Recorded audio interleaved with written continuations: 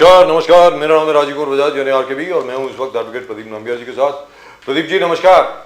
नमस्कार सर, नमस्कार। और प्रदीप जी और मैं हम दोनों कहाँ हैं? नेशन नाउ पर। नेशन नाउ हमेशा हमेशा आपके साथ और हमेशा ही आपके साथ रहेगा। आप सब लोगों को जय हिंद, जय महाराष्ट्र, जय भवानी, जय शिवाजी, वंदे मातरम। वंदे मातरम। भारत माता की जय, जय हिंद। सो प्रदीप जी, बिलावल भुट्टो साहब कहते हैं कि अगर आपने पानी नहीं छोड़ा इंडस नदी का तो हम 6 के 6 नदियां जो हैं पाकिस्तान टेक ओवर कर लेगा by force. By force, that is Bilawal Bhutto. He was by force ले लेंगे जी हाँ, 6 के 6 नदी by war, by act of war. बोले कि आप पानी न देकर एक एक्ट ऑफ वॉर को इंस्टिगेट कर रहे हैं। तो वो कोकेन खा रहे हैं कि हशीश खा रहे हैं, क्या खा रहे हैं आज की तारीख में? चलिए सर, जो भी खा रहे हैं मुझे मालूम नहीं। मनाली क्रीम शायद उनके पास पहुंच रही होगी, मुझे मालूम नहीं। बिलावल भुट्टो साहब बड़े ग्रेट आदमी हैं। And there have been no attacks between Israel and Iran in the last 3 hours, so at least the ceasefire is held for 3 hours. 3 घंटे के लिए तो ceasefire चली है साहब। Mr. Trump had announced a ceasefire, and I think it's on right now between Israel and Iran, so he can always claim the Nobel Prize. But this will be the first instance of somebody getting a Nobel Peace Prize for having bombed another country. Amazing, absolutely amazing. Bilawal Bhutto Sahab also says rivers of blood will flow.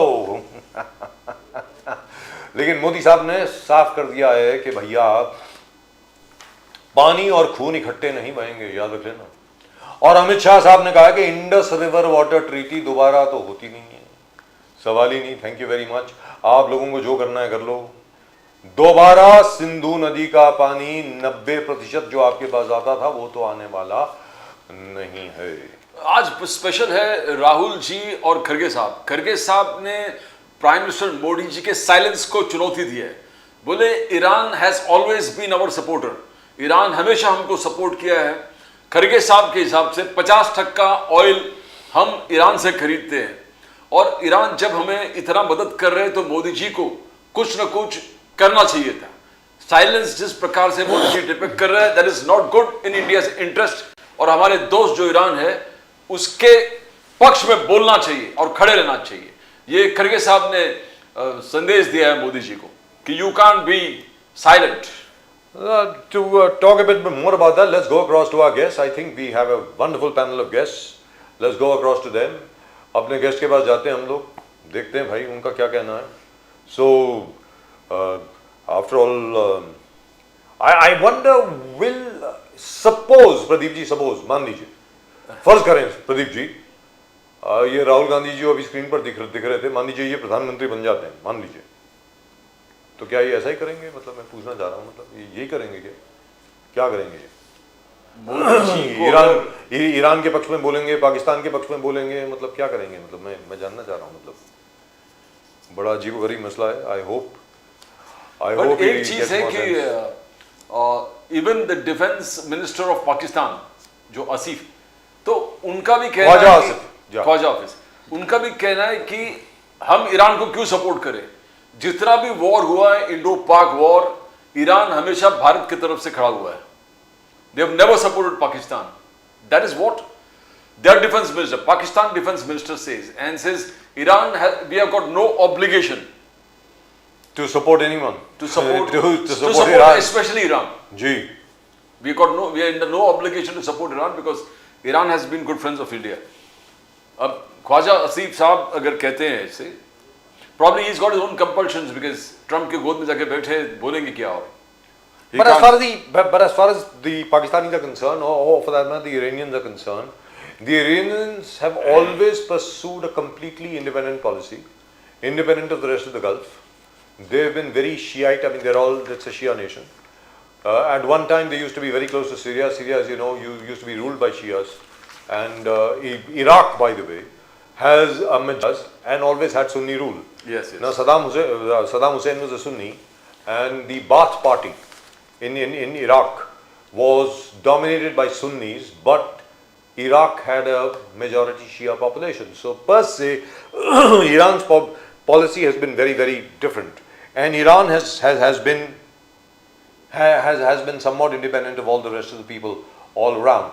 And Iran has always objected to Saudi control over the two holiest sites of Islam, बिल्कुल, namely Medina and Mecca. Yes, yes. And they have always said that Al-Madina or Al-Makkah should be turned into international Islamic cities with an independent council.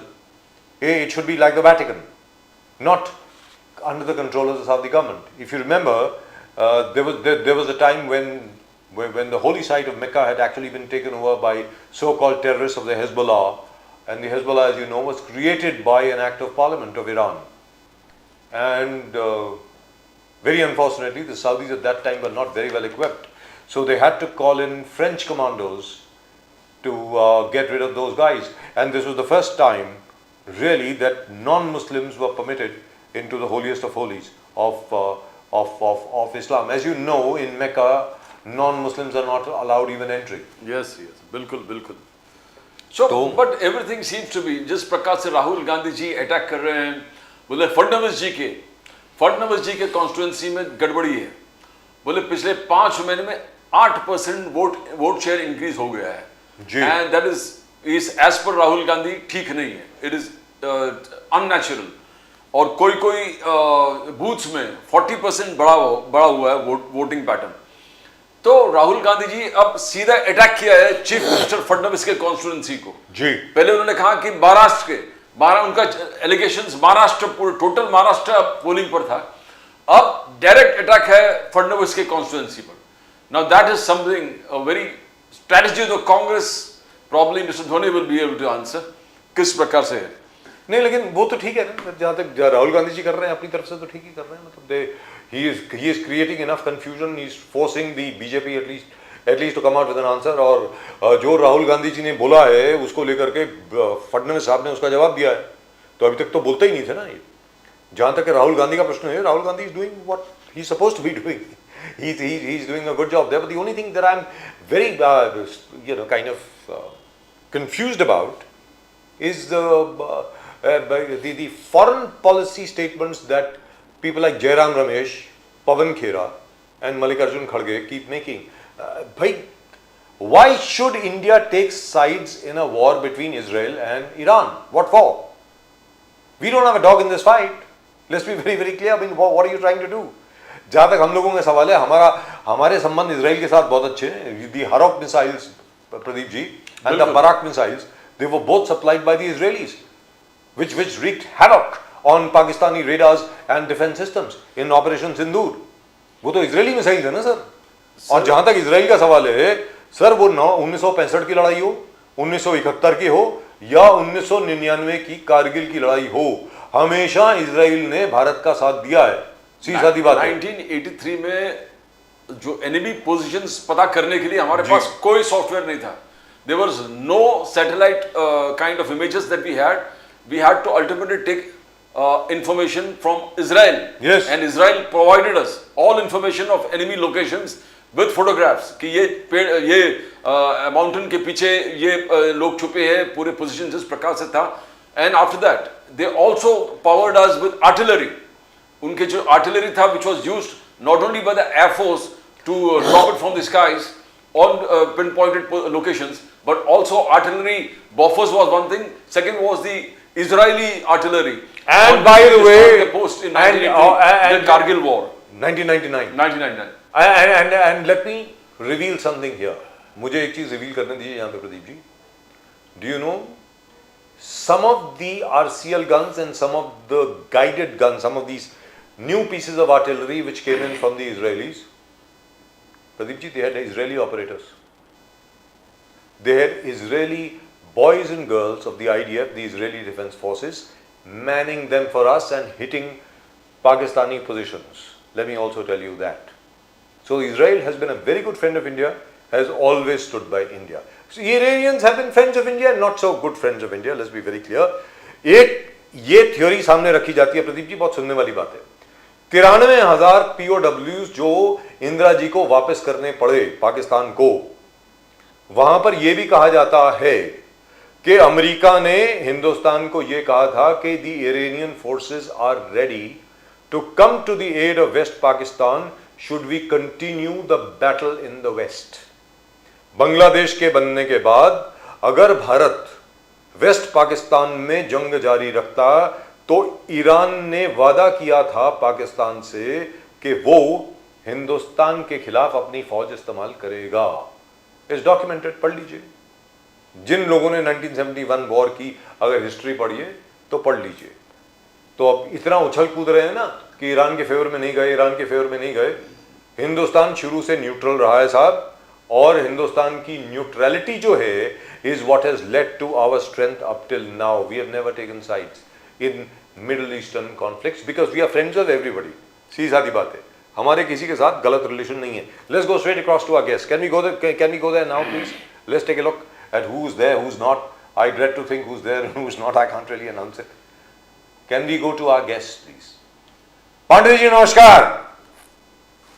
कैसे हैं आप? नमस्कार पांडे जी। हर हर Mahadev sir, हर हर महादेव। पांडे जी कैसे हर हैं? हर महादेव, भारत माता की जय। भारत माता की जय। तो पांडे जी दो चीजें हैं, दो एक्चुअली तीन चीजें हैं, लेकिन फिर भी आप जिस सीक्वेंस में बोलना चाहें आप बोलिए। नंबर एक, आखिर में ईरान और इजराइल के बीच में सीज फायर हुई। अभी पिछले 3 घंटे से तो कोई मिसाइल छोड़े नहीं है, लेकिन उसके पहले तो छोड़ रहे थे। ट्रम्प साहब खुद बोल रहे थे कि भैया क्या कर रहे हो, ये मैंने सीज फायर अनाउंस कर दिया, फिर भी एक दूसरे को मारे जा रहे हो। नंबर एक, तो इससे क्या प्रतीत होता है, क्या प्रदर्शित होता है कि मोदी जी ने कितना अकल वाला डिसीजन लिया यहाँ पे कि जब सामने से ऑफर आया कि भैया युद्ध विराम कर दो, हाँ जी कर लो। क्या है जो हम लोगों ने करना था, जो सबक आपको सिखाना था, हम लोगों ने सिखा दिया। दूसरा, इंडस वाटर ट्रीटी को लेकर के वर्ल्ड बैंक का जो इंटरमीडिएरी ऑफिस है यहां पे, भारत ने उनको कह दिया जयराम जी की अब आपका यहां पे, अब आपकी यहां पे कोई जरूरत नहीं है, आप अपना बोरिया बिस्तरा बांधिए और चलिए, because we are not concern with you. क्योंकि आपको याद होगा जो इंडस रिवर वाटर ट्रीटी 1960 में जो पंडित जी ने साइन करी थी, पंडित नेहरू ने जो साइन करी थी, that was with the sponsorship of the World Bank. World Bank के स्पॉन्सरशिप के तहत वो साइन हुई थी। But now we don't need it because it is a very unfair treaty. बहुत अनफेयर ट्रीटी। 80% पानी हमने उनको दे दिया सर, 80% वाटर पाकिस्तान को दे दिया, वो यूज भी नहीं कर पा रहे। और तो और छोड़िए, और हमारे यहाँ पे जम्मू में पानी की किल्लत है सर, पंजाब में पानी की किल्लत है, हरियाणा में पानी की किल्लत है, राजस्थान में पानी की किल्लत है। तो हम लोगों ने कहा भैया thank you but no thank you.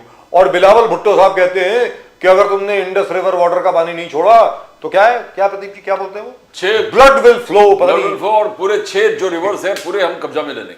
मतलब पंजाब के 5 और इंडस बाकी पांचों नदियां वो हम लोग ले लें। मतलब ये क्या, ये कौन सा माल पी रहे हैं, कौन सा माल फूक रहे हैं, मुझे मालूम नहीं है। अब शैलेश पांडे जी आप बोले। मुझे तो लगता है कि आज की तारीख में जो मोदी जी ने किया उस वक्त सीज फायर को मान करके वो भारत के लिए सबसे बढ़िया है। और ईरान और इजराइल के बीच में भारत ने जो न्यूट्रलिटी रखी कि भैया देखो आपस में बात कर लो, लड़ाई वड़ाई करने से कोई फायदा नहीं है, वो सबसे बढ़िया तरीका था जहां तक मैं समझता हूं। अब आप बोलें सर। बिल्कुल सही। देखिए राजेश जी, युद्ध और बड़ा युद्ध ये किसी भी विकसित राष्ट्र के लिए, विकासशील राष्ट्र के लिए ये सही नहीं होता है जी। और इसीलिए देखिए देश के यशस्वी प्रधानमंत्री नरेंद्र मोदी जी ने सीज फायर मान्य किया और पाकिस्तान घुटने पे आया, ये पूरी दुनिया ने देखा। हमारे भारतीय सेना के शौर्य को, हमारे नरेंद्र मोदी जी की कूटनीति को, मोदी सरकार की नीतियों को पूरी दुनिया ने सराहा है। आपने देखा होगा कि जब रशिया और यूक्रेन के युद्ध के दौरान भी बार बार नरेंद्र मोदी जी ने क्या भूमिका रखी, हमेशा शांति की भूमिका रखी कि किस तरह से युद्ध रुक जाए। और लेकिन युद्ध नहीं रुक रहा है तो उसका भी क्या परिणाम हो रहा है वो आप देख रहे हैं। आज ईरान और इजराइल लड़ रहे हैं, उसका भी क्या परिणाम दोनों देशों की जनता पर, दोनों देशों की अर्थव्यवस्था पर, दोनों देशों की नीतियों पर हो रहा है और विश्व पर हो रहा है वो भी आप देख रहे हैं। आज देख रहे हैं कि दुनिया ये दोनों फ्रंट पे जो युद्ध चल रहे हैं, दोनों फ्रंट के युद्ध से एक तरह से असहज हो गए हैं, डिस्टर्ब हो गए हैं और एक तरह का आतंक का माहौल, एक तरह का विषमता का माहौल पूरी दुनिया में हो गया कि आगे क्या होगा, अब क्या होगा, दो देशों के बीच में और कौन इसमें शामिल हो जाएगा, फिर ये युद्ध कहाँ तक जाएगा। क्योंकि जब लड़ाई शुरू होती है तो लोग उस वक्त परिणाम की फिक्र नहीं करते और उसमें स्टेप बाय स्टेप बड़े से बड़े युद्ध का वो प्रमाण बढ़ जाता है, दायरा बढ़ जाता है, व्यापकता बढ़ जाती है और उसका जब युद्ध का परिमार्जन और व्यापकता बढ़ती है तो उसका जी बोलिए बोलिए सर। फिर परिणाम भी बहुत ही भयंकर होता है। तो मुझे ऐसा लगता है, और इसीलिए देश के यशस्वी प्रधानमंत्री आदरणीय नरेंद्र मोदी जी ने जो भारत को 2047 तक विकसित राष्ट्र, संपूर्ण विकसित राष्ट्र बनाने का संकल्प लिया है, भारत माता को विश्वगुरु बनाने का संकल्प लिया है, उसी पर चलते हुए उन्होंने शांति का पर्याय चुना। और आज भी आदरणीय देश के यशस्वी प्रधानमंत्री नरेंद्र मोदी जी दोनों फ्रंट के युद्धों पर ये चाहते हैं कि दुनिया में शांति कायम रहे। और शैलेश पांडे जी, एक चीज मैं बोलना चाहूंगा आपको। पिछली बार जब हम लोग मिले थे, द्विवेदी जी नमस्कार, आपका स्वागत है, आप भी आए हमारे शो में, बहुत बहुत धन्यवाद सर आपका। हर हर महादेव, जय सिया राम, थैंक यू। राजीव जी, आवाज में थोड़ी सी डिस्टर्बेंस आ रही है। जी जी जी, वो मालूम है सर, वो सॉल्व कर रहे हैं अभी, we are just solving it. आवाज आपको सुनाई नहीं? जी जी जी, I can understand. Can we get rid of that, please? Please get rid of that thing which is coming in the audio. Please, gentlemen, I request you, please. You know, I want Can to you ask. shut it? I know I was about to say something. Yeah. One second. Yeah. Pandey ji, मैंने आपको क्या बोला था last time जब आप थे कि भारत और चीन के बीच में एक नया करार होने वाला है, और उसकी छोटी सी खबर अभी आई है, अजीत डोवाल साहब मिले वहां के फॉरेन मिनिस्टर से, ठीक है sir, that is a part 1। अब उसके आगे जाके मोदी जी और शी जिनपिंग की भी मीटिंग होगी, यू वॉच। इंडिया और चाइना, राजनाथ सिंह जी भी मिलेंगे, इंडिया और चाइना के बीच में एक बहुत बड़ी एग्रीमेंट होने वाली है। आखिर में रशिया, चाइना, इंडिया एक बहुत बड़ी मार्केट बनेगी sir. So congratulations again. Pradeep ji please. Pandey ji, बात यह है कि आपने विश्व गुरु कहा, यशस्वी प्रधानमंत्री आपने कहा, खरगे साहब आलोचना कर रहे हैं, बोले विश्व गुरु ईरान पर हमला हो रहा है, चुप क्यों है?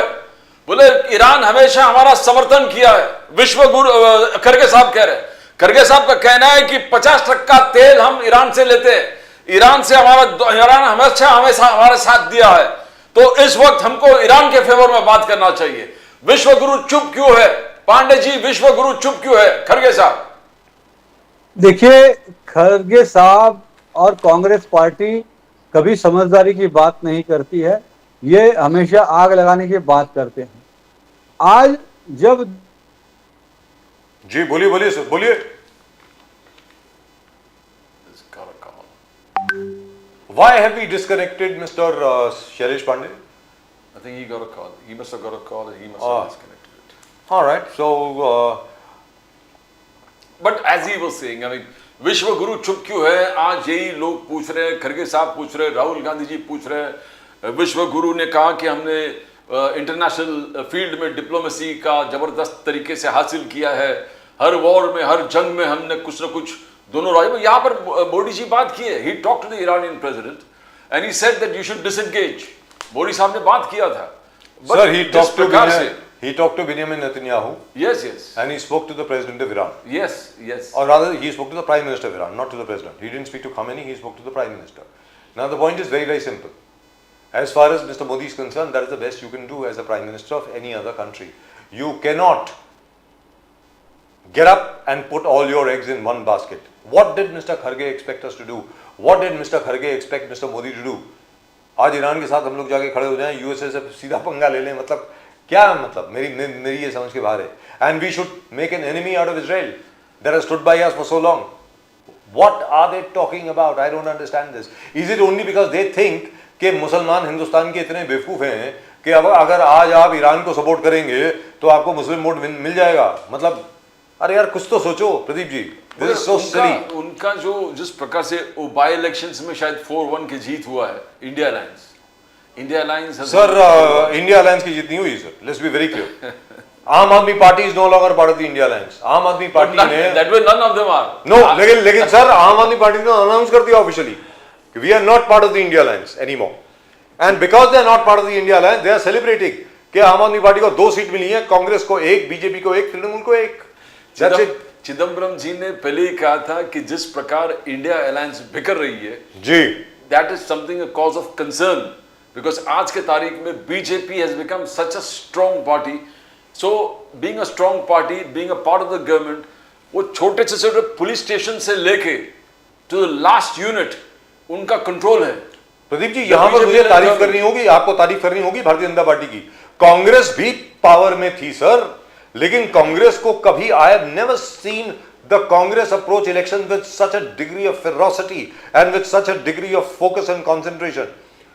भारतीय Janata Party is always in election mode. आप देखिए, एक एक पुलिस स्टेशन, एक एक ब्लॉक लेवल, एक एक कॉलोनी लेवल, कोई ऐसा घर नहीं है जहां पे भारतीय जनता पार्टी का बंदा ना आता हो, एक बार बात करने के लिए, 10 बार बात करने के लिए। अभी अभी जो असेंबली इलेक्शन खत्म हुई है महाराष्ट्र में, मैंने यहां पे कितनी बार बोला है, 3 बार आए सर, 3 बार भारतीय जनता पार्टी के लोग। एक बार विश्व हिंदू परिषद आरएसएस के लोग आए, 2 बार बीजेपी के लोग आए। कांग्रेस का एक बार भी एक बंदा नहीं आया, हमारी बिल्डिंग में एक बार भी नहीं आया। तो the Congress, now look at the passion for governance. yes, Modi ji के 3 नेशन टूर हुआ जी, immediately on stepping Indian soil he goes to Bihar. he and goes Odisha to Bihar and Odisha, initially immediately he's in election mode immediately. yes, 3 nation tour हुआ नहीं है। Trump से बात चालू है, white house invite के बात चालू है, G7 के बारे में बात चालू है, Croatia, Cyprus, and look at him, he is there in his campaign. He started his own campaign. But this is necessary. So they are working 365 days, 24/7 towards their goals. sir, they are being inspired by their leader. Let's be very clear. Modi never rests. Modi is always in battle mode. Let's be very very clear. And he is available and he is visible. सबसे बड़ी बात है कि he is visible and available. Now, where are our guests? I would love to know. Nobody is informing me about anything. What's going on over here? Shailesh Pandey जी ठीक ठाक तरीके से बात कर रहे थे, गायब हो गए, पता नहीं क्या हुआ। और द्विवेदी जी भी थे। और द्विवेदी जी थे, उनका कुछ ऑडियो में प्रॉब्लम आ रही थी। अब बड़ी अजीबोगरीब मसला है, अगर आ गए तो इन्फॉर्म तो कर दीजिए। I'll repeat the question. Pandey ji, वो रिपीट करता हूँ क्वेश्चन, आपका आवाज नहीं आ रहा पांडे जी। हाँ, अभी आएगा। फर्स्ट क्लास आई। खरगे साहब कह रहे हैं कि विश्व गुरु चुप क्यों है? विश्व गुरु आपने कहा, जबरदस्त तरीके से प्राइम मिनिस्टर, यशस्वी प्रधानमंत्री, और यशस्वी प्रधानमंत्री चुप क्यों, विश्व गुरु चुप किया है? ईरान के तरफ से क्यों बात नहीं कर रहा है? 50% हमारा ऑयल ईरान से आता है, ईरान हमेशा हमारे साथ खड़ा हुआ था। खरगे साहब, राहुल गांधी जी का कहना है, कांग्रेस का कहना है, विश्व गुरु यशस्वी प्रधानमंत्री चुप क्यों है पांडे जी?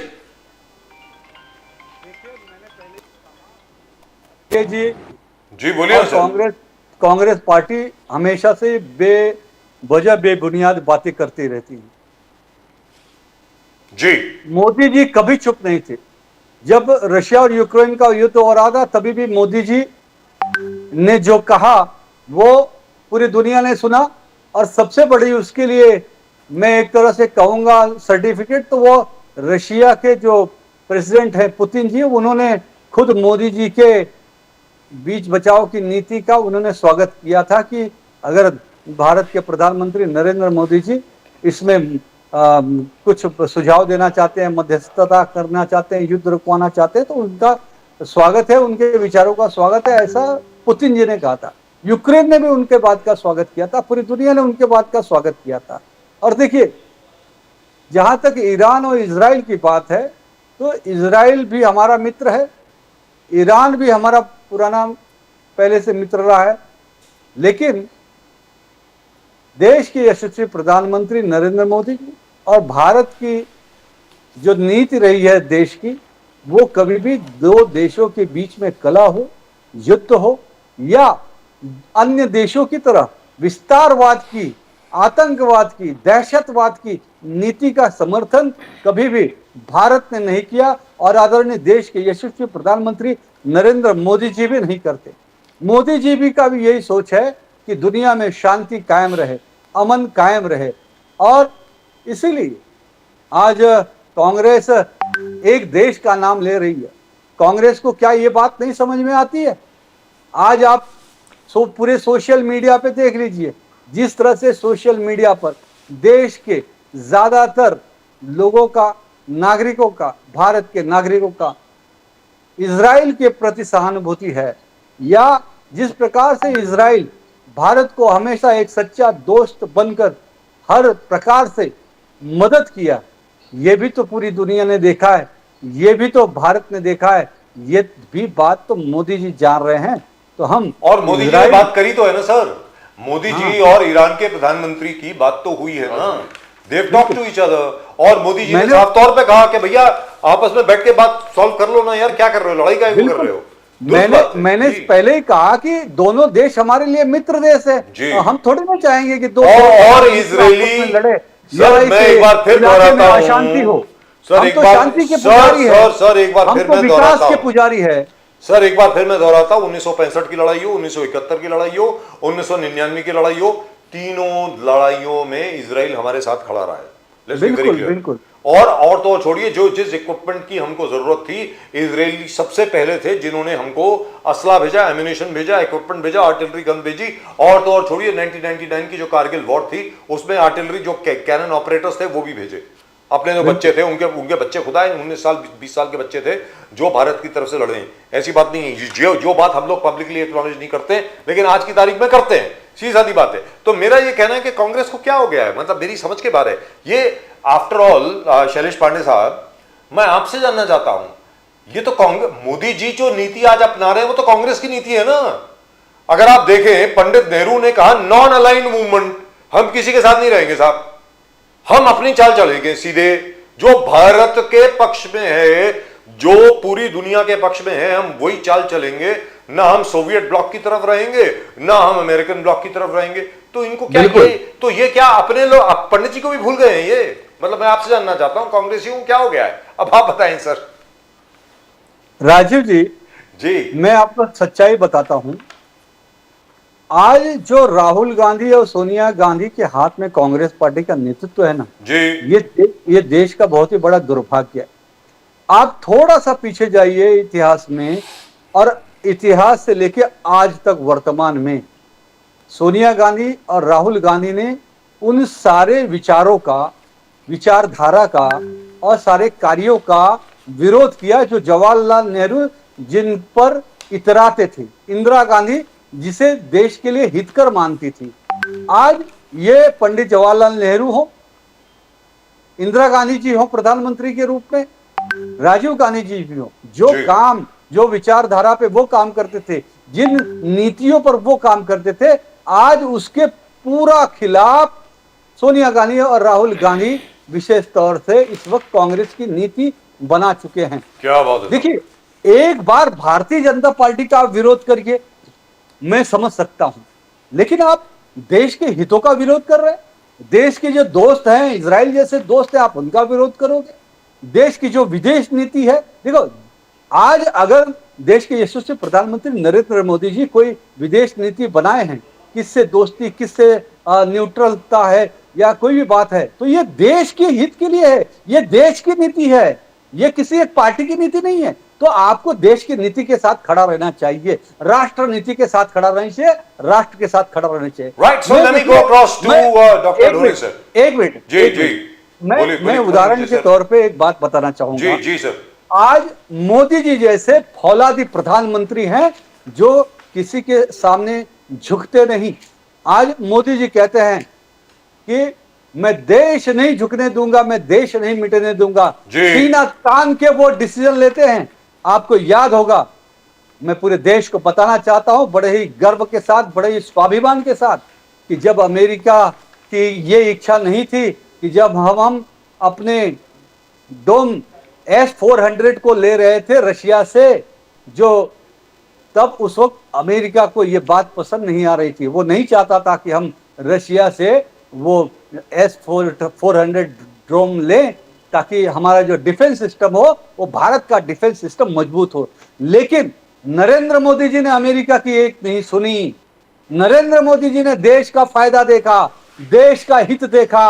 वो कौन क्या सोचता है, कौन क्या कहता है, मोदी जी उस पे नहीं गए। मोदी जी ने देश को सर्वोपरि माना, राष्ट्र सर्वोपरि माना। और आज वही हमारा सुदर्शन चक्र, वही S-400 पाकिस्तान को धूल चटा दिया। सर, पाकिस्तान को नहीं, चाइना को, भारत के शौर्य को आज पूरे दुनिया में डंका बजाया। आज वही रशिया ये कह रहा है पांडे जी, 400 का एडवांस वर्जन आधा घंटा हो गया। पांडे जी कह रहे हैं गो टू डॉक्टर ढोने। शौर्य है मोदी जी। सर हर हर महादेव। हर हर महादेव सर, कह रहे हैं गो टू हर डॉक्टर हर ढोने। महादेव। हर हर महादेव, एक सेकंड सर, ओम डॉक्टर नमः ढोने। पार्वती पतये हर हर महादेव। माशाल्लाह सर, क्या जय बात है। श्री राम। हाँ, जय Shri Ram. Doctor Dhone sahab, welcome to the show sir. हाँ, thank you sir. Thank you sir, lovely to see you sir, lovely to see you after a long time. हाँ एंड डॉक्टर ढोने, खड़गे साहब और राहुल गांधी साहब हमेशा ये क्यों कहते हैं कि मोदी जी को ईरान के फेवर में कुछ बोलना चाहिए था, विश्व गुरु चुप हो गए वगैरह वगैरह वगैरह। मोदी जी तो वही कर रहे हैं ना जो पंडित नेहरू ने किया। पंडित नेहरू की जो पॉलिसी थी न्यूट्रलिटी भारत की, उसको मेंटेन कर रहे हैं अभी भी। So why are you objecting sir, doctor Dhone साहब? सबसे पहले तो मैं बता देता हूँ, पांडे जी ने जो बोले जी कि ये जो प्रधानमंत्री है किसके सामने झुकते नहीं, पूरे दुनिया ने देखा कि भारत और पाकिस्तान का जो चल रहा था अभी ऑपरेशन सिंदूर, जी तो पूरे दुनिया ने देखा कि वो किसने सीज फायर किया, ट्रंप ने किया, पूरे दुनिया ने देखा। तो ये जो है अमेरिका के सामने मोदी जी झुक गए। डीजीएमओ ने, हिंदुस्तान के डीजीएमओ श्री राजीव घई जी को फोन करके, वो छोड़ दीजिए, वो सब छोड़ दीजिए, पूरे दुनिया को मालूम पड़ा कि सीज फायर हुआ, वो ट्रंप ने बोला। ट्रंप ने बोलने के बाद सब दुनिया को मालूम पड़ा ट्रंप कौन होते हैं बोलने वाले। और यही भारतीय जनता पार्टी के लोग हैं कि जो ट्रंप के लिए होम हवन कर रहे थे ट्रंप को जिताने के लिए, और यही मोदी जी है जो बोल रहे थे आपकी बात ट्रंप सरकार, भरोसा करिए। तो वही ट्रंप बोलते हैं पांडे जी बोलने दो ढोने साहब को। पांडे जी आप आधा घंटा बोले। भरोसा नहीं करके इनकी विदेश नीति पांडे जी आप बोल चुके हैं। पांडे जी, ये अमेरिका के साथ Pandey ji have a heart sir, please be उन्होंने फेयर। आपकी बात खुद पांडे जी मोदी ने प्लीज बोला, बी फेयर ट्रंप सर। सरकार। Pandey ji please 1 second sir, उनको बोलने दीजिए, फिर आएंगे आप। उसके बाद आप कॉन्ट्रडिक्ट कीजिए उनको, क्या है उसमें। सर ऐसा ढोने है, साहब प्लीज बोलिए। खुद मोदी जी ने भाषण में बोला सर था पांडे जी प्लीज, आपकी बात ट्रंप सरकार बोला था, आपने देखा वीडियो? सर सर नहीं लेकिन सुनिए सर, लेकिन ये तो आपकी बात बताइए ट्रंप सरकार बोली सर, सबने इन्होंने, देखा। और भारतीय जनता पार्टी के समर्थकों ने, भारतीय जनता पार्टी के कार्यकर्ताओं ने क्या किए, हवन किए अरे पांडे जी, ट्रंप को प्लीज। जिताने के लिए। और ट्रंप जीतने के बाद क्या बोलते हैं, आई लव पाकिस्तान। अरे पाकिस्तान तो हमारा दुश्मन है। सर पांडे जी कमाल की प्लीज। बात है। Shailesh Pandey ji please, Shailesh Pandey ji I request you sir, Shailesh Pandey ji I come back to you sir please. Yes sir. और अभी तक तो द्विवेदी जी बोले ही नहीं है, लेकिन डॉक्टर ढोने ये तो बताइए sir, what is the objection to India's neutral stance in the Iran Israeli war? Iran और इजराइल के बीच में जो जंग है, जो कहा जा रहा है कि युद्ध विराम हो गया उसका, उसमें जो न्यूट्रल स्टांस लिया है भारत ने, उसके ऊपर खड़गे जी और राहुल गांधी जी को क्या ऑब्जेक्शन है? नहीं सर, ऐसा है, न्यूट्रल रहना अलग बात है सर, न्यूट्रल रहना अलग बात है, लेकिन दुनिया में कहीं पे अगर जुल्म होता है तो उसके खिलाफ बोलना जरूरी है। अटल बिहारी वाजपेयी का भी मैंने भाषण सुना है, उन्होंने भी खुल के बोला है कि जो अरबों की भूमि पे जो इजराइल ने आक्रमण किया है, ये जो यहूदी लोगों ने जो आक्रमण किया है, तो उनकी जगह पे आक्रमण किया है। सर, तो ऐसा उन्होंने कभी नहीं बोला। साथ हम नहीं बोला। इजराइल के साथ पैलेस्टीनी नहीं के बोला। साथ में है, ये अटल बिहारी वाजपेयी का भाषण है sir. Sir Atal Bihari Vajpayee ji said फिलिस्तीनियों को अपना देश मिलना चाहिए, और पैलेस्टीनियंस जो हैं, आपकी इंफॉर्मेशन के लिए, they don't consider themselves Arabs, वो तो कहते हैं हम अरबी है ही नहीं। तो सर आप मुझे ये बताइए, क्या आप ये चाह रहे हैं कि आज भारत ईरान के साथ खड़ा हो जाए? बताइए सर, क्यों? नहीं ऐसा है सर, ईरान के साथ खड़े रहने की बात ऐसी है कि ईरान भी हमारा दोस्त है ना, दोनों ईरान हैं। कोई दुश्मन नहीं है, उल्टा ये जो सर, दोनों दोस्त हिंदुत्ववादी हैं। बोलते हैं खुद को, ये जो हिंदुत्ववादी सर दोनों दोस्त है ना सर। तो आप एक का साइड कैसे ले सकते हो मेरे भाई? सर दोनों दोस्त है ना सर, इजराइल भी तो दोस्त है अपना। बैलेंस करना पड़ेगा ना। नहीं तो ये तो दोनों विश्व गुरु है ना अपने मोदी जी, जी। विश्व गुरु का तो काम है दुनिया अरे में तो कुछ विश्व हो गुरु रहा ने है ईरान से तो बात उसके किया ना। लिए जहाँ पे जुल्म हो रहा है विश्व गुरु ने रोकने का ईरान काम से तो बात विश्व गुरु किया। कर सकते हैं ना। सर दोनों दोस्त है ना सर। दोनों साहब किसी मैं आपसे समस्या पूछता का हल नहीं है। हूं, दोनों साहब ये एक नया चीज हाँ। आया है शांति ऑक्सफोर्ड चाहिए। में। पांडे जी टॉपिक, पांडे जी टॉपिक, दोनों साहब ऑक्सफोर्ड में एक रिपोर्ट, ऑक्सफोर्ड यूनिवर्सिटी ने एक रिपोर्ट छापा है, 340 मोदी साहब के परियोजना, 340 मोदी साहब के परियोजना जिसके माध्यम से इंडिया के स्तर एकदम जबरदस्त ऊपर उठा है। इंफ्रास्ट्रक्चर, इकोनॉमी आज चौथा, नंबर 4 है पूरे दुनिया में, और 1 साल के अंदर नंबर 3 होगा। जो 340 परियोजना का ऑक्सफोर्ड में एक रिपोर्ट बनकर एक पूरे दुनिया को पेश करना, तो क्या आप इसे गौरवान्वित सर नहीं है? ऐसा आप है, उसको ऑक्सफोर्ड अप्रिशिएट में नहीं करते? किसने किया वो? दूसरी बोलिए। बात, आप जो बोल रहे हैं चौथी इकोनॉमी बन गई, तो थोड़ा सा फर्क है चौथी और पांचवी में। जापान में और भारत में थोड़ा ही फर्क है, लेकिन बात ऐसी है कि जापान तो अपने खुद के गलतियों की वजह से ये उनपे दुर्दशा आ गया। हमको अभिमान है कि हमारा देश आगे गया, चौथे नंबर पे आ गए, लेकिन अपन पर कैपिटा इनकम में जो है वो कहाँ तक आ गए? ये लेकिन कहाँ से आ गया? और अरे देश अपना जो आगे बढ़ डॉलर रहा है, कितना आपको खुशी होना नीचे आ रहा है, चाहिए। डॉलर की उस पे तो प्राइस लेकिन कितनी नहीं आ रही रहना चाहिए ना, है, डॉलर डॉलर जी। आप मेरे डॉलर अच्छे की मित्र प्राइस हैं। अपनी अगर हमारा अपन देश कहाँ है आज उसके 10वें मुकाबले नंबर में? से ये चौथे देखिए, नंबर की तो ये अर्थव्यवस्था देश बना, में तो जैसा आपको देखिए, जश्न देश मनाना की जो चाहिए हमको। अर्थव्यवस्था की बात कर रहे आप हैं, गरीबों को नरेंद्र कोई फायदा मोदी नहीं जी हो रहा को उससे। Sir, that is the गरीबों को problem. फायदा नहीं हो रहा आप है। Pandey ji, that is the problem. तारीफ तो पांडे करते हो ना मोदी गरीब जी को पांडे जी, कोई उसमें फायदा हो तकलीफ रहा क्या है? है? ऐसी अर्थव्यवस्था बन पांडे जी, के, उसमें बड़ी तकलीफ व्यवस्था क्या बन है? के क्या फायदा है? मुझे कोई जो समझ कुछ नहीं आ रहा है। Why you क्या, objecting? जो कम मगर, थोड़े पांडे- बहुत लोगों को फायदा So हो रहा है, what? उद्योगपतियों को, आम पब्लिक को कहाँ फायदा हो रहा सर? और दोनों साहब, एक 340 परियोजना का क्रेडिट प्राइम मिनिस्टर मोदी को जा रहा है। नहीं, किसने ऑक्सफोर्ड दिया ये? किसने दिया? ऑक्सफोर्ड यूनिवर्सिटी का रिपोर्ट है। 340 परियोजना जो देश को स्तर एकदम ऊपर उठा लिया। नहीं, मोदी सर, साहब को- ये मोदी 340 साहब को परियोजना credit- के इन्होंने लाई क्या? मोदी साहब अब ने ये लाया। स्वच्छता अभियान ये पहले भी था, इन्होंने नाम बदल बदल की योजना चलाई है। कौन सी नई योजनाएं लाई इन्होंने ऐसी? हर घर नल से जल, हर घर शौचालय, तो ये शौचालय की स्कीम पहले नहीं थी? आवास योजना, आवास योजना नहीं थी? पहले हाँ। भी थी आवास योजना, उज्ज्वला। इनके नाम बदल दिए, स्कीम के नाम बदल दिए पीएम और किसान। चालू है। नहीं, आपकी और क्या सर इच्छा ऐसा क्या किया है, जाए? देश पे कर्जा नहीं, कितना आपकी हो गया क्या ये इच्छा भी है? देखिए। जो योजनाएं 55 लाख चलनी करोड़ चाहिए था कि जो नहीं मोदी चलनी जी आए चाहिए? थे, अब योजनाओं 205 में लाख करोड़ हो गया, बढ़ोतरी होनी 150 चाहिए कि नहीं करोड़, होनी चाहिए? 150 लाख, योजनाओं का 150 लाख फायदा करोड़ जनता जो को कर्जा मिलना हुआ, चाहिए कि नहीं मिलना वो चाहिए? कहाँ गए कांग्रेस पैसे? पार्टी क्या देश चाहती में है ऐसी कौन सी कि तरक्की क्या हो रही? देश में रही बात देश के हित सड़कें में जो बनी चलने है, वाली योजनाएं उस पर बंद हर कर दी जगह जाए, टोल ऐसा लग आप रहे चाहते हैं। हो क्या? समृद्धि महामार्ग पे टोल लग गए, नेशनल हाईवे पे टोल लगे, वो तो टोल से बनाए हुए हैं, वो तो प्राइवेट कंपनियों को दिए, उसमें तो सरकार के पैसे लगे नहीं। फिर पैसे अच्छा, कहाँ गए? तो कहाँ ये जो आप जब बोल 150 लाख जाते थे, करोड़ रुपए लगे 10 साल में, ढोले जी, वो कहाँ ढोले गए? जी, अब ये ऐसे टोल दिखाने से के लिए हुआ तो तो कुछ आप इनके क्या पास ढोल है नहीं। बजाते बोले थे? सड़कें बन रही, नेशनल हाईवे बन रहे हैं, समृद्धि Sir, I महामार्ग still haven't बन got रहे an हैं। answer. वो तो जनता की पैसे अरे उन्होंने सर, टैक्स ढोले ले साहब, रखी है।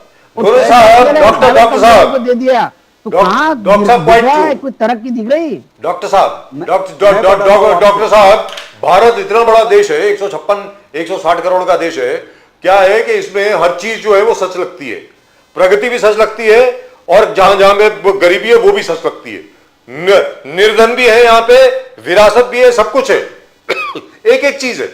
लेकिन मेरा जो एक छोटा सा सवाल आपसे था, आप क्या चाहते थे सर?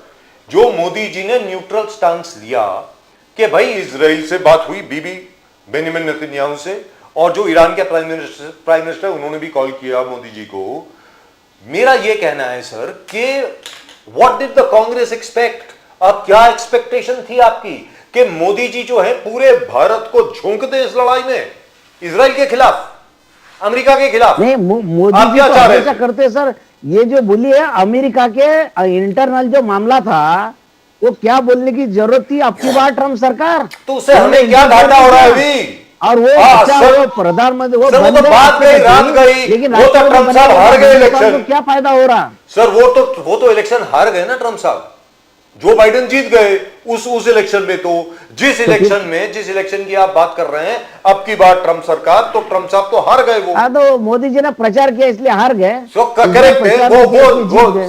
सर वो आपका व्यू हो सकता है, लेकिन मैं आपसे ये जानना चाह रहा हूं, अभी तो खड़गे साहब ने कहा है, उसका आप जवाब नहीं दे रहे कि खड़गे साहब ने कहा है आप विश्व गुरु हैं, आपको तो ईरान के साथ खड़ा होना चाहिए था। क्यों खड़ा होना चाहिए था ईरान के साथ सर? जरा कृपा करके बताएं। ईरान ने तो बल्कि यह भी कहा था, अभी जो ऑपरेशन सिंदूर हुआ है वहां पे तो ईरान की स्टेटमेंट आई है सपोर्टिंग पाकिस्तान। आप हमें बताइए, हम ईरान के साथ खड़े हो जाए। तुष्टीकरण आप बताइए ना सर, क्या आपको क्या लगता है कि कांग्रेस को सारा मुस्लिम वोट आपकी तरफ आ जाएगा अगर हम लोग जो है ईरान की बात करेंगे? मुस्लिम की पूछो बात जरा नहीं है से। क्या? ये ईरान के साथ के पूरे मुस्लिम देश है, चाइना कोई है, नहीं रूस है, ये कौन से कोई मुस्लिम नहीं है देश सर, है? आज की तारीख ये भी है, में। वो उत्तर कोरिया भी उनके साथ में है, तो हम नॉर्थ कोरिया के ईरान साथ के खड़े साथ हैं। में, वाह उनके साथ में है वो सर, लोग, यू वो वांट कहाँ us to be Muslim with देश नॉर्थ कोरिया? हाँ, अरे साउथ सर क्या बोल रहे हैं सर आप? चलिए sir, I come back to you, just one second, we'll come back to Maharashtra. Maharashtra में कुछ जबरदस्त डेवलपमेंट्स हुई हैं। Let me go across to Dwivedi ji. Dwivedi ji अभी तक बोले नहीं है। द्विवेदी जी आप ये बताएं सर। तो दे दूं राजू जी। सर एक सेकंड, सर प्लीज प्लीज एक सेकंड। द्विवेदी जी, मौका दीजिए, सर बोलने का। बिल्कुल आप ही के पास आ रहा हूं, आधा- लेकिन द्विवेदी जी अभी तक कुछ नहीं बोले हैं सर, आधा घंटा हो गया आधा है। घंटा आप ही बोले पांडे जी। जो चुप बैठे हैं sir, please Dwivedi sir ji sir को सर मैं द्विवेदी प्रणाम करता सर हूं, द्विवेदी जी की उनका स्वागत करता हूं। द्विवेदी जी की सब्र की दाद देनी पड़ेगी सर। द्विवेदी जी आप ये बताइए कि कांग्रेस ये ऐसा क्यों कह रही है सर? पंडित नेहरू ने एक न्यूट्रल पॉलिसी बनाई भारत के लिए कि हम ना अमेरिकन ब्लॉक के साथ रहेंगे ना सोवियत ब्लॉक के साथ रहेंगे। मोदी जी उसको फॉलो कर रहे हैं और कांग्रेस उनका विरोध कर रही है। द्विवेदी जी ये क्या हो रहा है? अब आप बताएं सर प्लीज। देखिए, पांडे जी ने अभी जो ज्ञान दिया, बड़ा अच्छा ज्ञान हमारे पास आया आधे घंटे, जी तो बड़ा ज्ञान मैंने उनका ले भी लिया। जिस पॉलिटिक्स में चल रहे हैं माननीय प्रधानमंत्री जी, हमसे संवैधानिक पद पे हैं, बड़े हैं यशस्वी हमसे, प्रधानमंत्री जी। हमें कुछ नहीं ऐसा बोलना चाहिए, लेकिन सबसे बड़ी बात, जवाहरलाल नेहरू बुराई क्यों करते हैं? फिर जब जवाहरलाल नेहरू लाल की नीतियों पे, इंदिरा गांधी की नीतियों पे, राजीव गांधी की नीतियों पे देश चल रहा है, तो बुराई करने की क्या जरूरत है? आपको विश्व गुरु बनाना, आप विश्व गुरु बनाइए। 2047 का नाम ले रहे हैं आप। अरे ये 5 साल हमारी जो भी सरकार चल रही है 2024 से 2025 तक, इसमें आप क्या कर रहे हैं? अभी आप देखिए, आप कह रहे थे हम विश्व गुरु बना रहे, हमने कितने युद्ध लड़े इस देश में? इस देश में हमने युद्ध लड़े हैं 4, मोटे मोटे आप देख लीजिए। लाल बहादुर शास्त्री को मुझे याद है, पापा जी बताते थे, युद्ध शुरू हुआ तो उन्होंने कहा सभी लोगों को भाई एक टाइम खाना खाना होगा, एक टाइम सब लोग खाना खाएंगे, पूरा देश एक टाइम खाना खाएगा। लोगों ने माना और युद्ध हुआ और हम जीते भी, चाहे कारगिल युद्ध हो, चाहे आपका कुछ भी हो। बात देखिए यहाँ पे दूसरी हो रही है। उस युद्ध में कभी भी अमेरिका हो, रूस हो, या किसी भी बड़े स्टेट से, तो खैर रूस फट गया है, लेकिन अमेरिका की तरफ से कोई एडवाइजरी नोट नहीं आया था। अभी 16 तारीख को एक एडवाइजरी नोट आ गया है।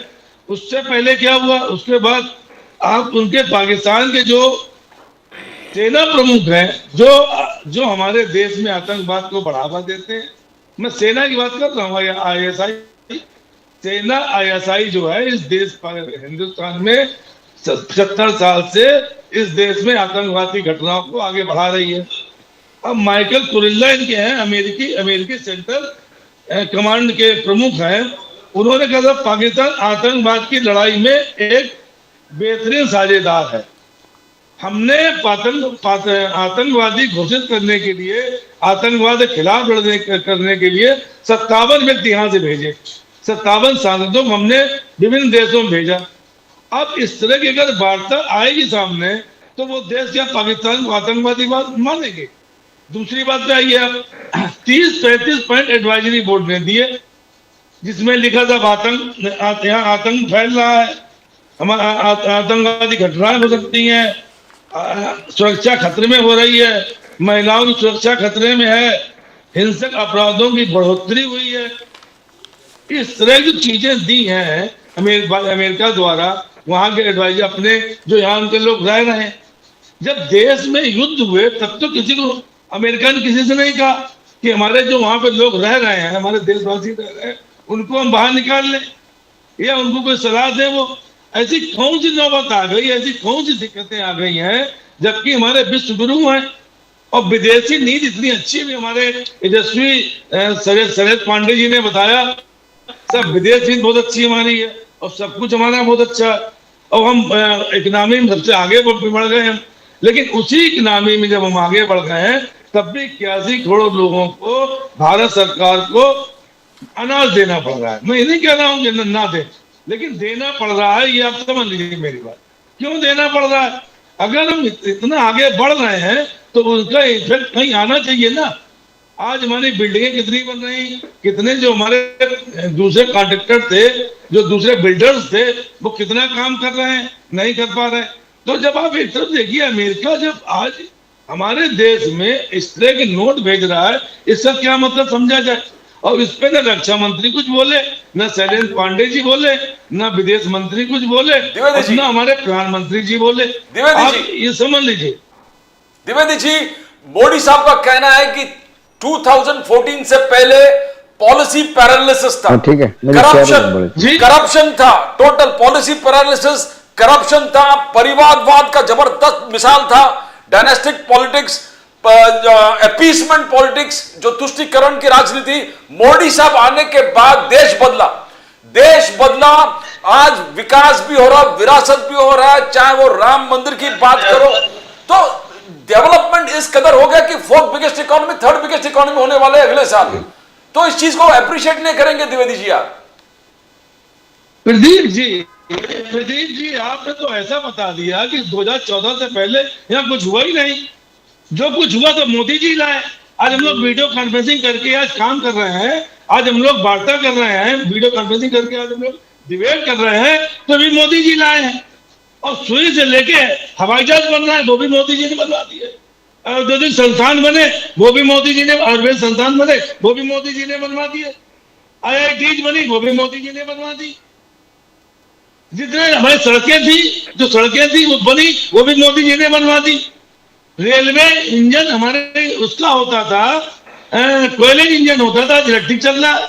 और 1947 में कितनी लंबी लाइन छोड़े गए थे अंग्रेज, कितनी लंबी लाइन छोड़ गए। आज पूरे देश में पूरा जाल बिछा हुआ है लाइन का, तो क्या मोदी जी करा दिए? ये मेट्रो चली कि मेट्रो क्या मोदी जी के समय में चली?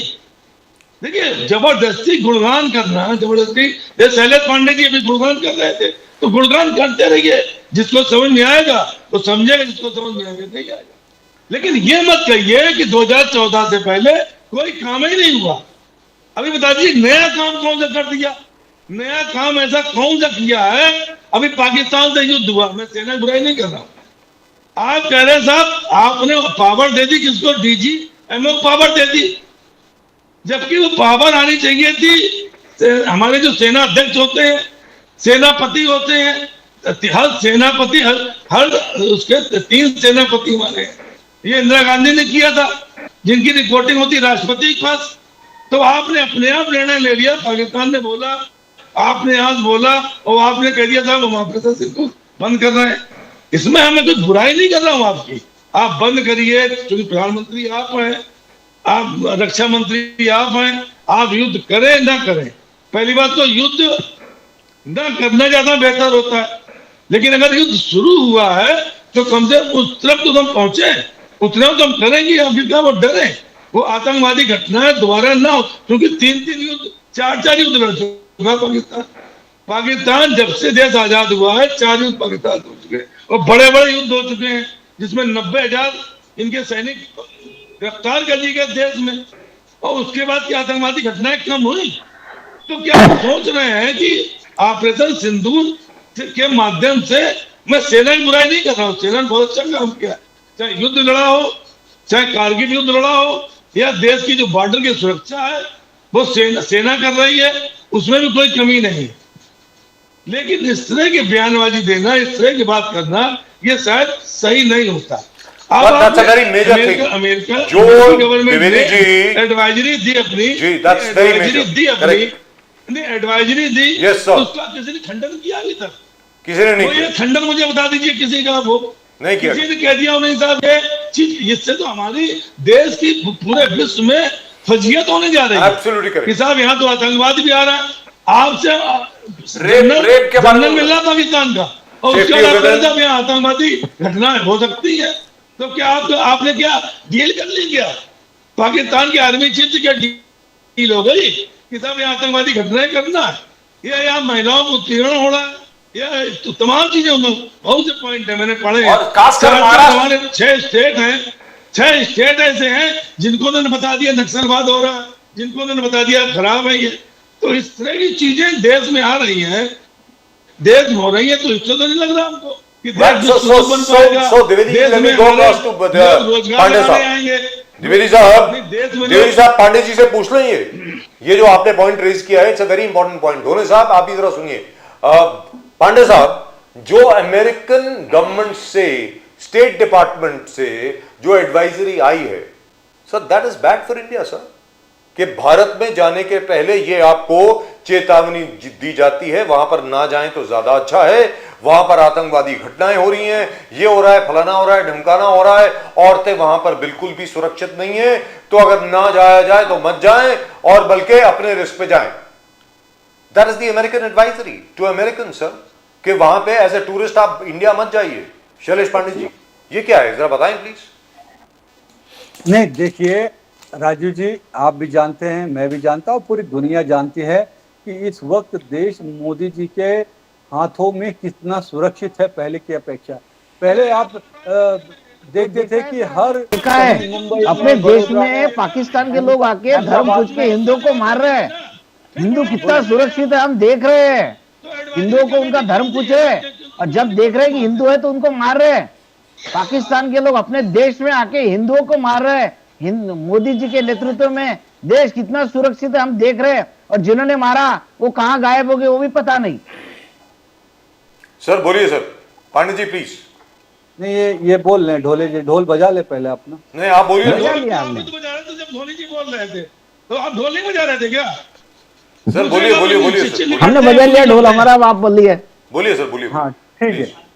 देखिए, मैं फिर वही कहूंगा कि मुझे ये बताइए, कांग्रेस के काल में 100 से ज्यादा आतंकवादी हमले हुए थे। आपने कितने आतंकवादी हमलों का जवाब दिया था, बताइए। अरे भैया, इनके आपके सरकार में हमले हुए ज्यादा।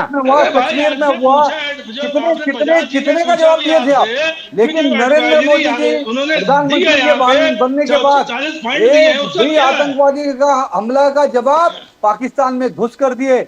आज देश जवाब देता है, पाकिस्तान में घुस के मारता है आतंकवादी। सर अमेरिकन एडवाइजरी पर तो बात करें। इतना मजबूत हुआ है सर, जो यूएस से एडवाइजरी आई है उस पे तो बात करें ना सर प्लीज। सर उस पे बात करवा लीजिए इनसे सर। सर यूएस की जो एडवाइजरी अभी आई है उस पे तो बात करें। देखिए मैं क्या कहता हूँ, बोलिए ना सर प्लीज। आप पहले की अपेक्षा तुलना करोगे, चलो ठीक है, एक आतंकवादी हमला हुआ तो उन्होंने एडवाइजरी जारी की जी, लेकिन ये जो प्रश्न पूछने वाले कांग्रेस के लोग हैं, ये भी तो पता है ना कि 100 से ज्यादा आतंकवादी हमले हुए थे, इन्होंने किसका जवाब दिया था, कितना सुरक्षित रखा। लेकिन सर वो अलग बात है। पांडे जी आप सवाल नहीं समझ। पांडे जी को हरा दिया आपने। कहाँ हराया पाकिस्तान को आपके राज्य में? कौन से पाकिस्तान को हराया आपने? कहाँ था? 1965 में पाकिस्तान को हराया। 93,000 सैनिकों को तो आपकी सरकार ने क्या किया? आपने तो 1000 मस्जिद को छोड़ दिया था। वो ढोले जी, आपने तो दहशतवादियों को छोड़ दिया आपकी सरकार ने। सर एक मिनट, वो भी विदेश मंत्री साथ में लेके गए जसवंत सिंह साहब, 1971 की लड़ाई में 93,000। अरे आपके इतने भारतीय जनता पार्टी की जब भी सरकार रही, शैलेश पांडे जी, भारतीय सेना ने बंदी बनाया था। डॉक्टर ढोले एंड द्विवेदी साहब, क्यों ये देशद्रोह का काम किया? शैलेश पांडे जी एक छोटी सी बात आपसे आज तक आप वापस नहीं लाए। अभी वो आएंगे भी नहीं सर, वो आएंगे भी नहीं सर। मैं आपसे एक सर एक सवाल सर, वो अरे पांडे जी वो चैप्टर मत खोलो सर। क्यों पाकिस्तान को आपने जवाब नहीं दिया, मुझे बताइए ना सर। पांडे जी वो चैप्टर मत खोलिए। आतंकवादी हमला क्यों आप सरेंडर हो गए थे? सर वो चैप्टर मत खोलिए सर, वो बहुत दुखद इतिहास है शैलेश पांडे जी, वो बहुत दुखद इतिहास है। उसके बाद सर बहुत बड़ी बड़ी बातें निकल जाएंगी। हाजी पीर पास भी हम लोगों ने वापस कर दी। छम जौरिया में से जो पाकिस्तानी अंदर आए, आज भी 1000 स्क्वायर किलोमीटर वो पाकिस्तान के पास है। सर वो चैप्टर मत खोलिए, बहुत दुखद हिस्ट्री है। जमाने में सर मैं आपसे एक और सवाल पूछा सर प्लीज। इनके जमाने में ये देश भूलेगा? ये देश नहीं भूल सकता है सर, देश भूल चुका है। आप भी याद नहीं दिलवाते, आप भी याद नहीं दिलवाते। ढोले साहब एक मिनट सर प्लीज। पांडे साहब लेट्स बी प्रैक्टिकल। एक सवाल अभी है जो द्विवेदी जी ने बोला कि एक यूएस से एडवाइजरी आई है स्टेट डिपार्टमेंट से, इट इज राइट है, इट इज ऑफिशियल सर हम लोगों ने उसके जवाब में क्या बोला है अमेरिकन को रीअश्योर करने के लिए कि भारत एक सुरक्षित जगह है? भारतीय विदेश मंत्रालय को अपनी तरफ से इसका कोई जवाब देना चाहिए था ना सर। अब आप बताएं सर, क्यों नहीं गया अभी तक? अभी तक तो चले जाना चाहिए था कि भाई ये आप क्या कर रहे हैं, why are you spreading lies about India. आप भारत के बारे में मतलब इतना झूठ क्यों फैला रहे हैं? बोलिए ना सर प्लीज, हमारी सरकार को बोलना चाहिए ये, आप बताइए ना sir. India is far safer than so many other places. अब आप बोलिए पांडे जी प्लीज। सरकार बिल्कुल बोली है, बोलेगी, और हर प्लेटफॉर्म पे देश सुरक्षित है और देश में सभी लोग सुरक्षित हैं। और आज आप देखेंगे कि मोदी जी के आने के बाद आज जो पर्यटन के क्षेत्र में विदेशी पर्यटकों की सबसे ज्यादा आज तादाद हिंदुस्तान में आई है। आज चाहे वो कश्मीर में हो, चाहे अयोध्या जी में हो, चाहे काशी विश्वनाथ में हो, चाहे गोवा में हो, चाहे देश के किसी भी भूभाग में विदेशी पर्यटकों की भारी संख्या पहले की अपेक्षा बढ़ी है इन 14 सालों में। ये देश के यशस्वी प्रधानमंत्री मोदी जी की ये जीत है और उनके 11 साल बेमिसाल है। एक चीज, दूसरी बात, मुझे अब जरा 2 मिनट दीजिए। दिलवाइए सर, बोलिए सर। हम लोग डिबेट करने बैठे, भाषण सुनने नहीं बैठे हैं सर। बोले पांडे, इनका भाषण सुनने नहीं बैठे, आधे घंटे पहले भाषण सुन चुके हैं, अब फिर ये भाषण देने लगे। बोलिए Pandey ji, point two point बात कीजिए सर, पॉइंट टू पॉइंट बात कर लीजिए सर। इतना समय हमारे पास नहीं है। पांडे जी एक मिनट बोलो, प्रश्न पूछता हूं, चुप हो जाएगा। एक बहुत पूर्ण प्रश्न है पांडे जी। आप बुद्ध बात कीजिए ना, तेजस्वी सब जानते हैं। अरे आपको भी धैर्य रखना चाहिए ना सुनने का। आप अपनी बात बोलोगे चलेगा नहीं, आप पॉइंट टू पॉइंट बोलते जाइए पांडे जी। पांडे जी मैं काट करता हूं, प्रश्न पूछता हूं, फिर दोनों साथ में, दोनों का जवाब साथ में दीजिए। सब झूठे बातें हैं सब। पांडे जी एक प्रश्न पूछता हूं और दोनों का बात साथ में चाहिए रिप्लाई। मीडिया में बोले पांडे जी, आसिफ प्राइम मिनिस्टर का फोटो डाले और राहुल गांधी का फोटो डाले, वो आपके साथ में आसिफ सेठ जिन्होंने औरंगजेब की तारीफ किए आज, और ये जो देवेंद्र फडणवीस जी के नाम से फिर एक बार देवेंद्र सरकार, ये जो भारतीय जनता पार्टी का सोशल मीडिया हैंडल है उसमें से दिखा कि आसिफ शेख ने औरंगजेब की तारीफ किए और आसिफ शेख के साथ राहुल गांधी की फोटो डाली। वो आसिफ शेख किस पार्टी के? वो राष्ट्रवादी कांग्रेस अजित पवार के साथ में है, यानी आपके साथ में है, भाजपा के साथ में है। वहां पे देवेंद्र फडणवीस जी का फोटो और अजित पवार का फोटो लगाना चाहिए। जो औरंगजेब की तारीफ करते वो आपके साथ में बैठे हुए हैं और झूठ बोल रहे हैं और बोलते राहुल गांधी के साथ। झूठे लोग हैं भारतीय जनता पार्टी के। मराठी में कहावत है, बोल रेटून बोल, झूठ बोलो, दबा के बोलो। ये भारतीय जनता पार्टी और आरएसएस की नीति है सर, हमेशा झूठ बोलते हैं। दोनों साहब पांडे जी से पूछता हूं, और आप क्या बोलते हैं? Make in India scheme, Pandey ji Make in India scheme, Make in India scheme प्रधानमंत्री का indigenous scheme, Make in India scheme, इसीलिए देश की जनता ने आपको घर पे बिठाया है। Make in India scheme. Pandey ji आप सर बोलते ना, इसे देश की जनता ने आपको घर पे बिठाया है। पांडे जी नहीं, आपने झूठ को ऐसा परोसा लोगों के बीच में कि लोगों को लगा कि सही है, लेकिन जो बोला आपने, कोयला घोटाला हुआ, 2G स्पेक्ट्रम घोटाला हुआ, बाद में ये जो ओलंपिक घोटाला, सब निर्दोष साबित हुए। पांडे जी स्विस बैंक में आपके सरकार के लोग थे, आपके सरकार के समय में पांडे जी स्विस बैंक में इंडियन मनी 300 गुना बढ़ गया। हमारा क्या रोल है उसमें? पांडे जी 2014 के बाद इंक्वायरी 2G स्पेक्ट्रम घोटाला और बाद में वो जो कोयला घोटाला, पार्टी के खिलाफ आपने भ्रष्टाचार का मुद्दा उठवाया, आपने नेताओं को जेल में डाला, आपने ये षड्यंत्र किया था क्या आपके नेताओं के खिलाफ? डॉक्टर साहब मुझे पांडे जी सुनिए, 300 गुना बढ़ गया है स्विस बैंक में इंडियन लोगों के पैसे, 300 गुना। मोदी जी काले धन वापस लेके आने वाले थे। मेक इन इंडिया स्कीम सराहनीय है, अच्छा है, मेक इन इंडिया, बट पैसे देश के बाहर, पैसे money out of India into Swiss bank account 300 गुना बढ़ गया है। पांडे जी आंकड़े है स्विस बैंक का, इंडियन लोगों के पैसे 300 गुना बढ़ गए हैं। तो इसका क्या जवाब देंगे? लोग विश्वास करते हैं मोदी जी पर, उनको टोटल भरोसा है मोदी जी पर। अमेरिका से जो एडवाइजरी वो भेजा उन्होंने स्टेट ने भारतवर्ष को, उसमें क्या कर रहे थे? ये पहले जवाब दे लीजिए इनसे ना, दोनों का जवाब दे दे। ये make in India and money out of India Swiss bank, Pandey ji कुछ बोलना चाहोगे आप?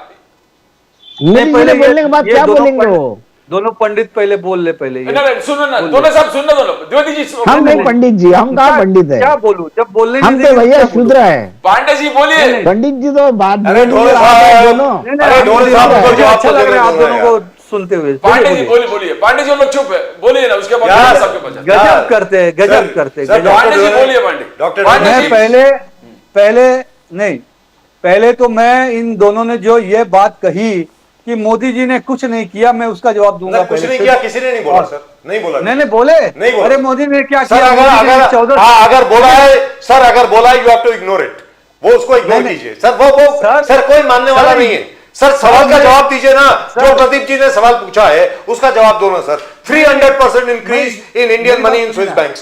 Sir what is this sir? Please sir, आप मुझे इग्नोर कहने के लिए कह सकते सर, हो, बोलिए सर, लेकिन ये देश की जनता इग्नोर नहीं कर सकती। ये देश की जनता ये इग्नोर नहीं कर सकती कि नरेंद्र मोदी जी ने 11 साल के सर, अंदर इन 25 स्विस करोड़ बैंक्स गरीबों को गरीबी रेखा से ऊपर 300% उठाया। increase। सुनिए मेरी बात। देश के 25 करोड़ गरीबों को गरीबी रेखा से उठाने का काम मोदी जी ने किया। ये भैया ये गरीबों 27 का करोड़ उद्धार- लोगों को मनमोहन सिंह ने बाहर निकाला था। मोदी जी सर की ये क्या सरकार है? में ये 2 क्या ये करोड़ तो उसमें से वो गरीब हो बोले गए। ये तरीका सही नहीं है सर। सर नहीं, स्विस हकीकत है, बैंक्स हकीकत है में ये।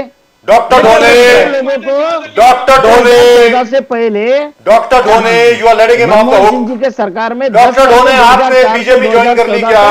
27 करोड़ लोग आपसे गरीबी से बाहर आपसे आए थे। व्यक्तिगत सवाल पूछ रहा अभी हूं। 25 करोड़ बोल रहे हैं, 2 करोड़ और गरीब हो गए। सुधीर ढोले ये साहब, सवाल आपसे पूछा सुधीर गया ढोले था। साहब, मैं आपसे पूछ रहा हूं, ढोले जी, आपसे सवाल पूछा गया था अभी। डॉक्टर सुधीर ढोले, क्या आपने बीजेपी ज्वाइन कर ली? आप बीजेपी में कब आ गए? नहीं, कैसा बोल रहे हैं? डॉक्टर ढोने, आप बीजेपी में आ गए क्योंकि नहीं, मैं क्या बोला क्योंकि इसमें आप कोई अभी नहीं शैलेश है। पांडे जी की बहुत मदद कर रहे हैं सर। शैलेश पांडे जी की बहुत मदद कर रहे हैं आप। प्रदीप जी ने एक बहुत वाजिब सवाल पूछा है। स्विस बैंक्स में हिंदुस्तानियों का पैसा 300% इंक्रीज हुआ है और आप बीच में टपक रहे हैं तो ताकि शैलेश पांडे जी जवाब ना दें। उनको जवाब देने दो ना सर।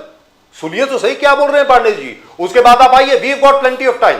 आपके पास वक्त है या नहीं मुझे मालूम नहीं है। इस चैनल पर जितना जिसको बोल रहे हैं, रात के 12 बजे तक वेट करने को तैयार है हम लोग, मुझे कोई प्रॉब्लम नहीं है। शैलेश पांडे जी को सुनिए ध्यान से सर, नहीं तो मुझे तो ऐसा लगेगा कि आप दोनों के बीच में डील हो गई है। वेरी फ्रैंकली पांडे जी, अब आप बोलें प्लीज। देखिए 100% आपने फोन किया होगा ढोने साहब को पहले। हाँ बोलिए सर प्लीज। देश की जनता ये कभी नहीं इग्नोर करेगी कि देश के यशस्वी प्रधानमंत्री नरेंद्र मोदी जी ने देश के 25 करोड़ गरीबों को गरीबी रेखा से ऊपर उठाया। देश के 4 करोड़ लोगों को जिनके सर पर छत नहीं था उनको नया मकान मुफ्त में बना कर दिया है। देश के 12 करोड़ गरीबों को जिनके पास शौचालय नहीं था उनको शौचालय बना कर दिया है। देश के 55 से 60 करोड़ लोगों को जिनका अकाउंट नहीं था उनका अकाउंट खोल के दिया हुआ है। देश में नए यूनिवर्सिटी बना के दिए, 25 शहरों में नए मेट्रो बना के दिए और आज वंदे भारत ट्रेन चालू की। आज देश के चौथी सबसे बड़ी अर्थव्यवस्था बना के दी। आज विरासत के नाम पर राम मंदिर हो, काशी विश्वनाथ कॉरिडोर हो और सबसे बड़ी बात जहां पर जॉर्ज पंचम की मूर्ति लगी थी, गुलामी की उस निशानी को मिटाने का काम देश के यशस्वी प्रधानमंत्री ने नेताजी सुभाष चंद्र बोस की मूर्ति लगाकर किया है। सरदार वल्लभ भाई पटेल को इन्होंने जिंदगी में सम्मान नहीं दिया, लेकिन सरदार वल्लभ भाई पटेल को सम्मान दिया।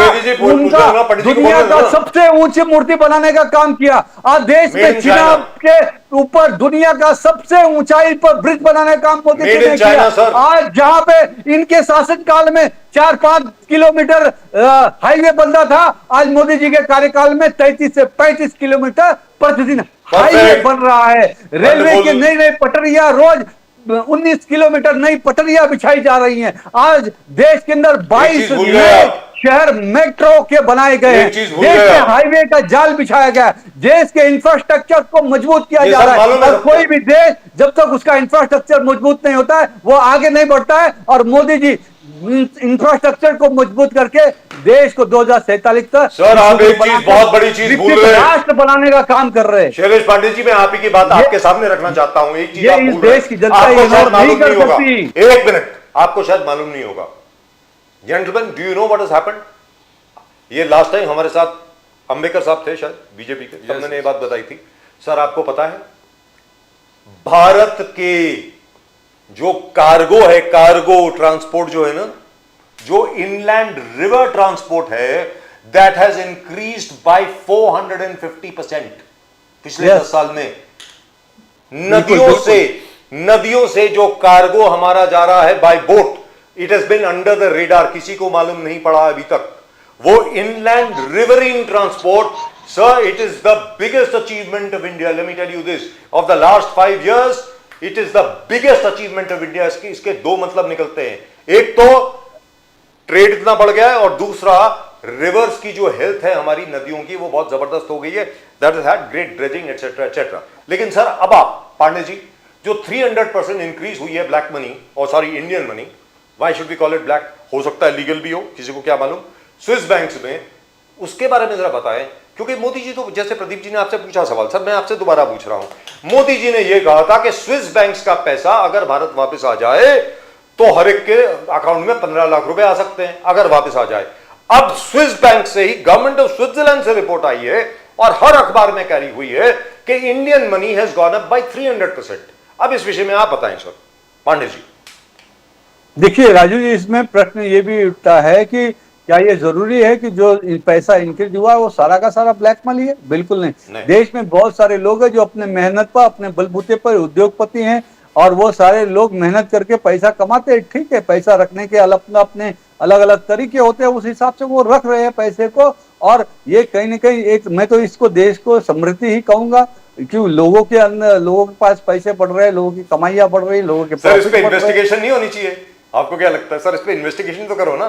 300% इंक्रीज हुआ है सर स्विस बैंक्स पे, इस पे इन्वेस्टिगेशन तो कीजिए, किसका पैसा है, कौन सा है, लिस्ट तो मंगाइए ना सर प्लीज। अब तो स्विस बैंक्स जो है लिस्ट रिलीज कर देते हैं सर, अगर गवर्नमेंट टू गवर्नमेंट अगर क्वेरी जाती है तो। बोलिए सर पांडे जी। नहीं, देखिए लिस्ट तो पहले भी रिलीज हुई है और सही समय पे सरकार हमारी भी रिलीज कराएगी उस विषय पे, उसमें कोई बहुत बड़ी बात नहीं है। वो होगा समय समय पर, जब जहां जैसे जरूरत लगती है सरकार कदम उठाती है, और सरकार का हर जगह निगाह है, ऐसा नहीं है। देखिए मोदी जी की नीति है, मोदी जी, मैं पहले ही कह रहा हूं कि वो जीरो भ्रष्टाचार के खिलाफ जीरो टॉलरेंस की नीति पे काम कर रहे हैं, आतंकवाद के खिलाफ जीरो टॉलरेंस की नीति पे काम कर रहे हैं, और आज देश को समृद्धशाली बनाने के लिए, भारत को विकसित बनाने के लिए काम कर रहे हैं। कदम उठेगा राहुल गांधी जी, राहुल गांधी जी ने बहुत सीरियस चार्ज लगा दिए हैं सीएम फडणवीस पे। सीएम फडणवीस पर उन्होंने कहा कि फडणवीस साहब के इलेक्शन एरिया में, क्षेत्र में 8% बढ़ गया है वोटिंग पैटर्न, वोटर्स के लिस्ट में 8% वृद्धि हो गए 5 महीने में। राहुल गांधी जी चार्ज लगाए, एलिगेशन लगाए देवेंद्र फडणवीस जी पे कि उनके इलेक्शन के पूरे जांच हो जाए। फडणवीस जी के 8% इंक्रीज इन वोट शेयर, और कई कई बूथ में 40% बढ़ गया है वृद्धि। ये कहां से? राहुल गांधी जी ने पूरा एक्सप्लेनेशन मांगा इलेक्शन कमीशन से। दोनों साहब, एक बहुत चैलेंजिंग क्वेश्चन है ये, दोनों साहब। देखिए ऐसा है सर, ये आपको एक बात बताओ, देवेंद्र फडणवीस 2014 में सीएम थे, सीएम बने। 2019 के इलेक्शन में वो सिर्फ 50,000 के फर्क से, कुछ नहीं, 50 भी नहीं, पहली बार 50 से आए थे, बाद में कुछ 30,000 के फर्क से वो इलेक्शन जीते थे, यानी उनकी मार्जिन बड़ी नहीं थी। तो हो सकता है उनको डर लगा होगा कि हम हार जाएंगे। और राहुल गांधी ने जो बोला कि लोकसभा के वक्त उनकी कॉन्स्टिट्यूंसी में कितने वोट थे, और 5 महीने में इतने कैसे क्या बढ़ते हैं, 8% वृद्धि कैसी होती है? 8% यानी आप समझ के चलिए कम से कम 25 हजार कम से कम वोटर बढ़े होंगे, 30,000 तक वोटर बढ़े होंगे। तो 30,000 वोटर कैसे बढ़ सकते 5 महीने में एक कॉन्स्टिट्यूंसी में? नहीं बढ़ सकते। तो ये कैसे बढ़े? तो ये भी है ना कि लोकसभा में अलग थे और अचानक ये 30,000 वोट कहां से बढ़े 5 महीने में? ये तो दिख रहा है कि कितने पहले थे और अभी कितने हैं। सर इसका एक्सप्लेनेशन एक और भी है, मैं आपसे पूछना चाहता हूँ, I may be wrong, I am not sure, आप बोले डोने साहब, उसके बाद द्विवेदी जी आप भी बताएं कि इट कुड ऑल्सो बी क्योंकि भारतीय जनता पार्टी और उनकी जो एलाइज हैं उनको इतना बड़ा धक्का लगा लोकसभा के चुनाव में। तो मैं आपको एक अपनी एग्जांपल देता हूं, छोटी सी एग्जांपल है sir. I live in Juhu in Mumbai में जूहू में रहता हूं। पांडे जी सुनने वाली बात है सर, क्या है कि जब लोकसभा के चुनाव थे ना, मुझे याद है वहां पे कांग्रेस के लोग जो हैं कोई 3 के 4 के 5 बार आए बिल्डिंग में। आपको मालूम है सर, असेंबली इलेक्शंस में भारतीय जनता पार्टी के 3 बार लोग आए, विश्व हिंदू परिषद और आरएसएस के लोग जो है 2 बार आए, तो 5 बार बीजेपी की कैंपेनिंग हुई हमारी खुद की बिल्डिंग में, कांग्रेस से एक बार भी बंदा नहीं आया।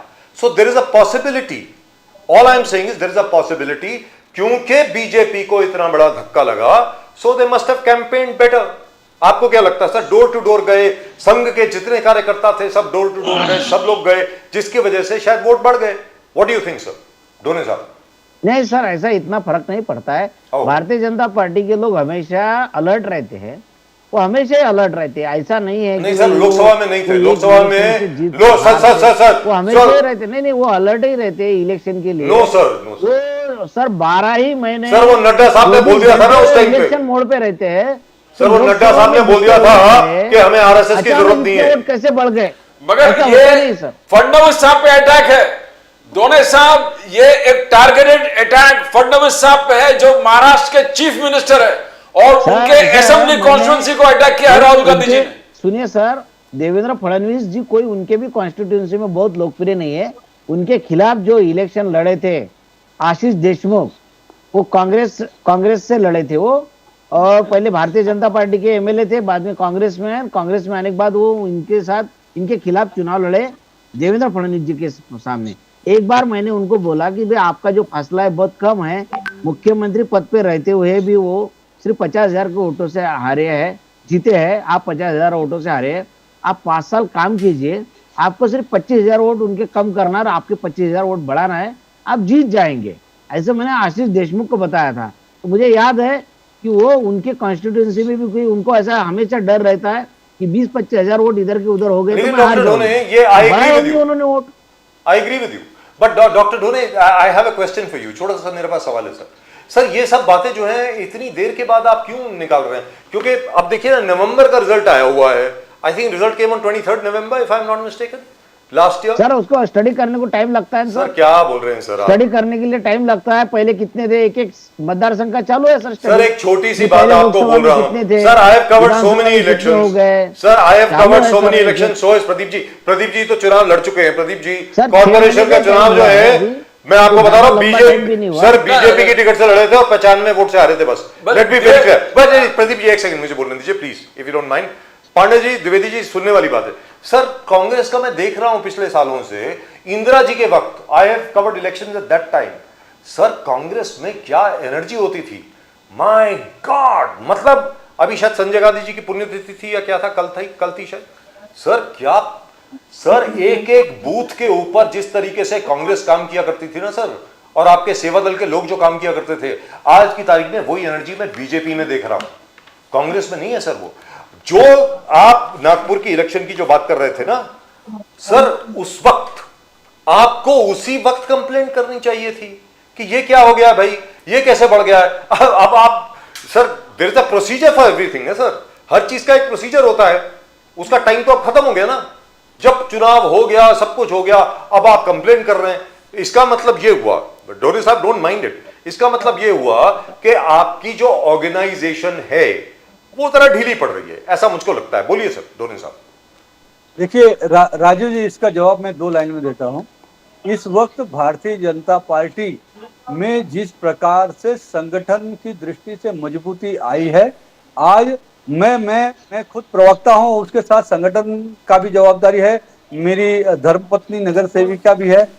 आज हम लोग रोज 4 कार्यक्रम कर रहे हैं और 10 कार्यक्रम अटेंड कर रहे हैं। रोज सैकड़ों कार्यकर्ता जुड़ रहे हैं, नए भी जुड़ रहे हैं, अन्य पार्टियों से भी जुड़ रहे हैं, और हर दृष्टि से, हर सामाजिक की दृष्टि से। और इस वक्त तो भारतीय जनता पार्टी में नया बूस्ट आया है। देखिए अभी 14 करोड़ आज हमारी मेंबरशिप हुई है, और उसके साथ ही सर्व समावेशी, सर्वव्यापी इस समय भारतीय एक छोटे छोटे समाज के लोगों के बीच में जाते हैं, गलियों में जाते हैं, हम लोगों को जोड़ रहे हैं, लोगों का काम कर रहे हैं। 340 योजनाओं काम करते हैं, उद्धव ठाकरे जी हम लोगों को जोड़ते हैं।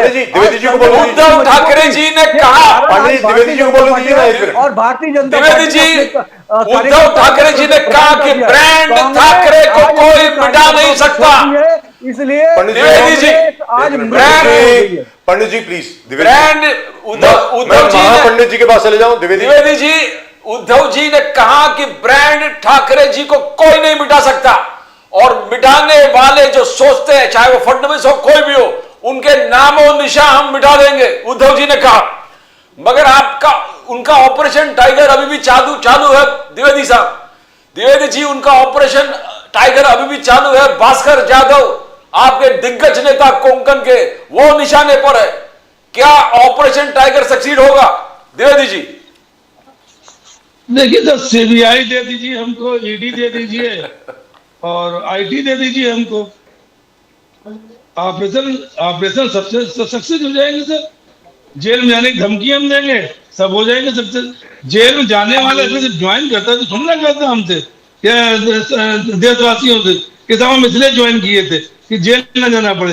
जिनको जेल जाना था, अनिल देशमुख जी को नहीं ज्वाइन किया उन्होंने, संजय राउत ने नहीं ज्वाइन किया, मनीष सिसोदिया नहीं ज्वाइन किया, अरविंद केजरीवाल ने नहीं ज्वाइन किया। अभी 2 सीट जीत के आए थे वो। कहा गया था कि आपको दिल्ली का मुख्यमंत्री बना देंगे, नहीं ज्वाइन किया। देखिए, बात यहाँ पे इसकी नहीं है, बात यहाँ पे हो रही है कि आप इस देश को किस दिशा में ले जा रहे हैं। तो इसका मतलब पहली सरकारें नहीं सर, तो इसका मतलब वोट आ गई है लोगों ने सर। हमको याद है। अरे बाला साहब ठाकरे, हिंदुत्व की विचारधारा को छोड़ के आप कौन से दिशा में चले गए? सुन लीजिए हमारी बात, हम कितना छोड़ा कितना नहीं छोड़ा, वो आप छोड़ दीजिए। बाला साहब ठाकरे की विचारधारा को तिलांजलि दे दी। आज मुझे बताइए, 50 से अधिक विधायक चले जाते हैं, तो 50 लोगों की कौन से पांडे जी उनको बोलने समझ लीजिएगा। अगर मेरे साथ ही पांडे जी, शैलेश पांडे जी, एक मिनट तो प्लीज। शैलेश पांडे जी, उनको बोलने दीजिए ना ये लड़ाई सर, विचार उनका टाइम है, जरा बोलने दीजिए। ठाकरे की विचारधारा को छोड़ा, इसलिए वो 50 विधायकों ने और हजारों कार्यकर्ताओं ने शिवसेना को छोड़ा। उद्धव जी सर, जाकर पाकिस्तान झंडे के नीचे खड़े होकर बम विस्फोट के अपराधियों को प्रचार करा रहे शिवसेना का। सर, विचारधारा की बात छोड़ दीजिए सर, और ज्यादा बम विस्फोट का सर, पांडे जी ये तो मत बोलिए आप। राम का अपमान, पांडे जी ये तो मत बोलिए, पांडे जी ऐसा तो मत बोलिए। पांडे जी, अभी एक शख्स हैं, जो बड़गुजर, जो अभी बीजेपी में आए हैं, उनका बड़े हारों के साथ सम्मान हुआ है। उन्हीं के खिलाफ नीतीश राणे साहब ने तस्वीर दिखाई थी कि ये वो सलीम कुत्ता के साथ नाच रहा है। सलीम कुत्ता जो 23 मार्च 1993 के बम ब्लास्ट का वो है। कहा है कि जैसे आरोप सिद्ध होगा तो उस पर कार्रवाई होगी। सर, आरोप सिद्ध कब होंगे सर? हुआ ही नहीं सर प्लीज, आप बिना आरोप सिद्ध हुए कैसे? सर बाय एसोसिएशन उस पे भारतीय जनता पार्टी का स्टैंड। सर, आरएसएस के लोग नाराज हैं आपसे, मैं फिर बोल रहा हूँ के खिलाफ। मैं उनकी नहीं सर, नहीं किसी भी नेता के खिलाफ अगर कोई भी आरोप सिद्ध हो जाता है, वो देखिए प्रदीप जी, अगली डिबेट में That is not true. Sir, that is not true, sir. Please. Dwivedi ji बोल रहे हैं, भुजबल साहब छूट गए, बैठ गए, इनको मैं बोलने नहीं दूंगा, ये समझ लीजिए। नहीं, कोई बात नहीं सर, द्विवेदी जी गुस्सा मत कीजिए। इसलिए तो स्टेज में बोल देता हूं। अरे द्विवेदी जी, दोनों ब्राह्मणों के बीच में कांड होने साहब बिल्कुल आप समझ लीजिए, मत कहिए। डॉक्टर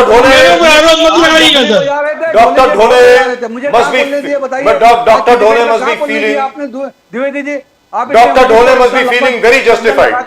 आप कम से कम उस चंदन का तो सम्मान करो। Doctor Dhole must be feeling very justified right now. आप वरिष्ठ होकर सबका सम्मान करता हूं मैं। अरे द्विवेदी जी, करता हूं, विचारधारा का भी अरे दोनों महाब्राह्मण हैं आप।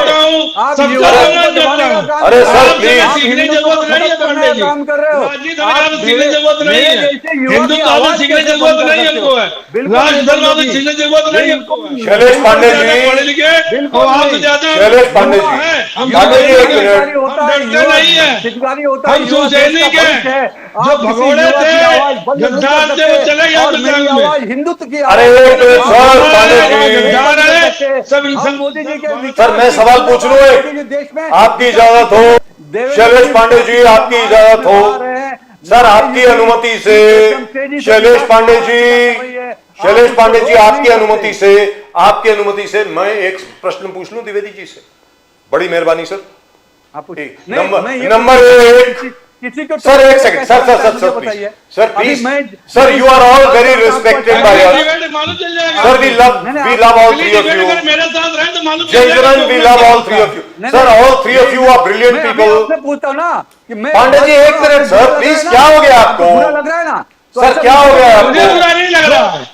जो चीजें आपको बुरा लगे वो दूसरे के साथ नहीं करनी अच्छा चाहिए। पांडे जी एक अरे सेकंड, हमने कभी मैं बोलता ही नहीं हूँ किसी के साथ में। सर पांडे जी एक मैं नहीं सेकंड, बोलता हूँ डिबेट में। आप डफली बजा रहे थे और ढोले जी ढोल बजा रहे थे। सर पांडे जी एक सेकंड, सर ढोले जी तो आज पहली बार मैं देख रहा हूँ, इनके जो भाग सर मैं पहली बार देख रहा हूँ, सर अरे द्विवेदी जी मैं पहली बार देख रहा हूँ, ठीक करा लीजिए। द्विवेदी जी मैं पहली बार देख रहा हूँ कि ढोने जी में इतना सब्र पता नहीं कहां से आ गया, वेरी फ्रैंकली, क्योंकि ढोने जी कभी अपने आप को रोक नहीं सकते इतनी देर तक। मुझे लग रहा है कुछ पक रहा है वहां पे पीछे, मैं उनके पास वापस जाऊंगा, लेकिन पहले आपके पास आ रहा हूं द्विवेदी जी।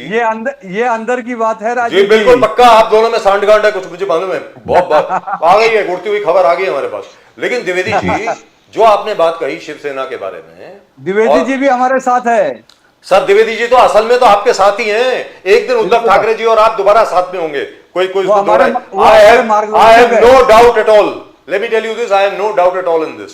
ये थोड़ी देर का है, कुछ बैटिंग फील्डिंग थोड़ी देर के लिए हो रही है, फाइनली क्या है कि एवरीथिंग बैलेंसेज आउट, और महाराष्ट्र की तो बड़ा पुराना इतिहास है। लेकिन द्विवेदी जी आप ये बताइए, तृणमूल कांग्रेस के खिलाफ ऐसा तो नहीं है कि कुछ इस्तेमाल नहीं हुआ, सब कुछ हुआ, वहां पे ईडी भी गई, सीबीआई भी गई, इनकम टैक्स भी किया, समाजवादी पार्टी के खिलाफ सब कुछ हुआ, डीएमके के खिलाफ अब कुछ अभी भी हो रहा है, सब कुछ हो रहा है सर, लेकिन वहां से तो कोई नहीं टूटा। इसका मतलब आप ही के लोगों में खोट थी ना, अगर आप ये कहते हैं कि वो इस वजह से टूटे, तो मतलब डरपोक तो आप ही के लोग थे। अब आप बोलें द्विवेदी जी प्लीज। देखिए मैं आपकी बात का जवाब दे रहा हूँ, इसका भी जवाब दे रहा हूँ मैं। बोलिए सर प्लीज। सबसे पहली बात देखिए, लोकसभा चुनाव में क्या मोदी जी को हराने के लिए बीजेपी लगी थी क्या? कि उत्तर प्रदेश में भी हरवा दिया, महाराष्ट्र में भी हरवा दिया, और उसके बाद इनके अंदर एनर्जी आ गई, 40 लाख वोट बढ़वा लिए और सरकार बना ली।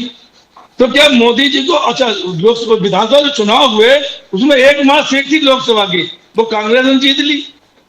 तो क्या लोकसभा चुनाव हरवाने के लिए भारतीय जनता पार्टी के लोग कार्य करते थे कि मोदी जी प्रधानमंत्री न बन पाए? मुझे कुछ ऐसा लग रहा है सर। जहां तक आपने बात की अभी कि हमारे आदमी क्यों टूट गए, क्यों नहीं टूट गए, देखिए इस टूटने के बहुत से कारण होते हैं, बहुत सी चीजें होती हैं। तो सच बोलिए ना, सच बताइए ना क्या कारण था? जिस तरह से महाराष्ट्र के हर शख्स को मालूम है असली कारण क्या था। नहीं उनके अंदर लालच आ गया, मुख्यमंत्री का लालच आ गया। सुन लीजिए सर बजाज जी, बोलिए। मुख्यमंत्री का लालच बहुत बड़ा होता है सर भाई। मुख्यमंत्री बनने का लालच, आज मुख्यमंत्री बना दिया गया, 15 दिन सरकार बनाने में लग गए सर। आज मुख्यमंत्री बनने में 15 दिन इनको लग गए, उसमें चूंकि मुख्यमंत्री का ऑफर दिया और 50 हो गए एकदम होके। आज जितने विधायक टूट गए थे उनकी आप जाके उनका ईडी जीडी जांच करा लीजिए, सीबीआई लगा दीजिए उनके खिलाफ। उनकी हैसियत कितनी बढ़ गई है, क्योंकि वो नोट कोई बैंक में तो गए नहीं, वो हैसियत बढ़ाने के नोट गए होंगे, तो उनकी कितनी हैसियत बढ़ गई जनता सब देख लेंगे।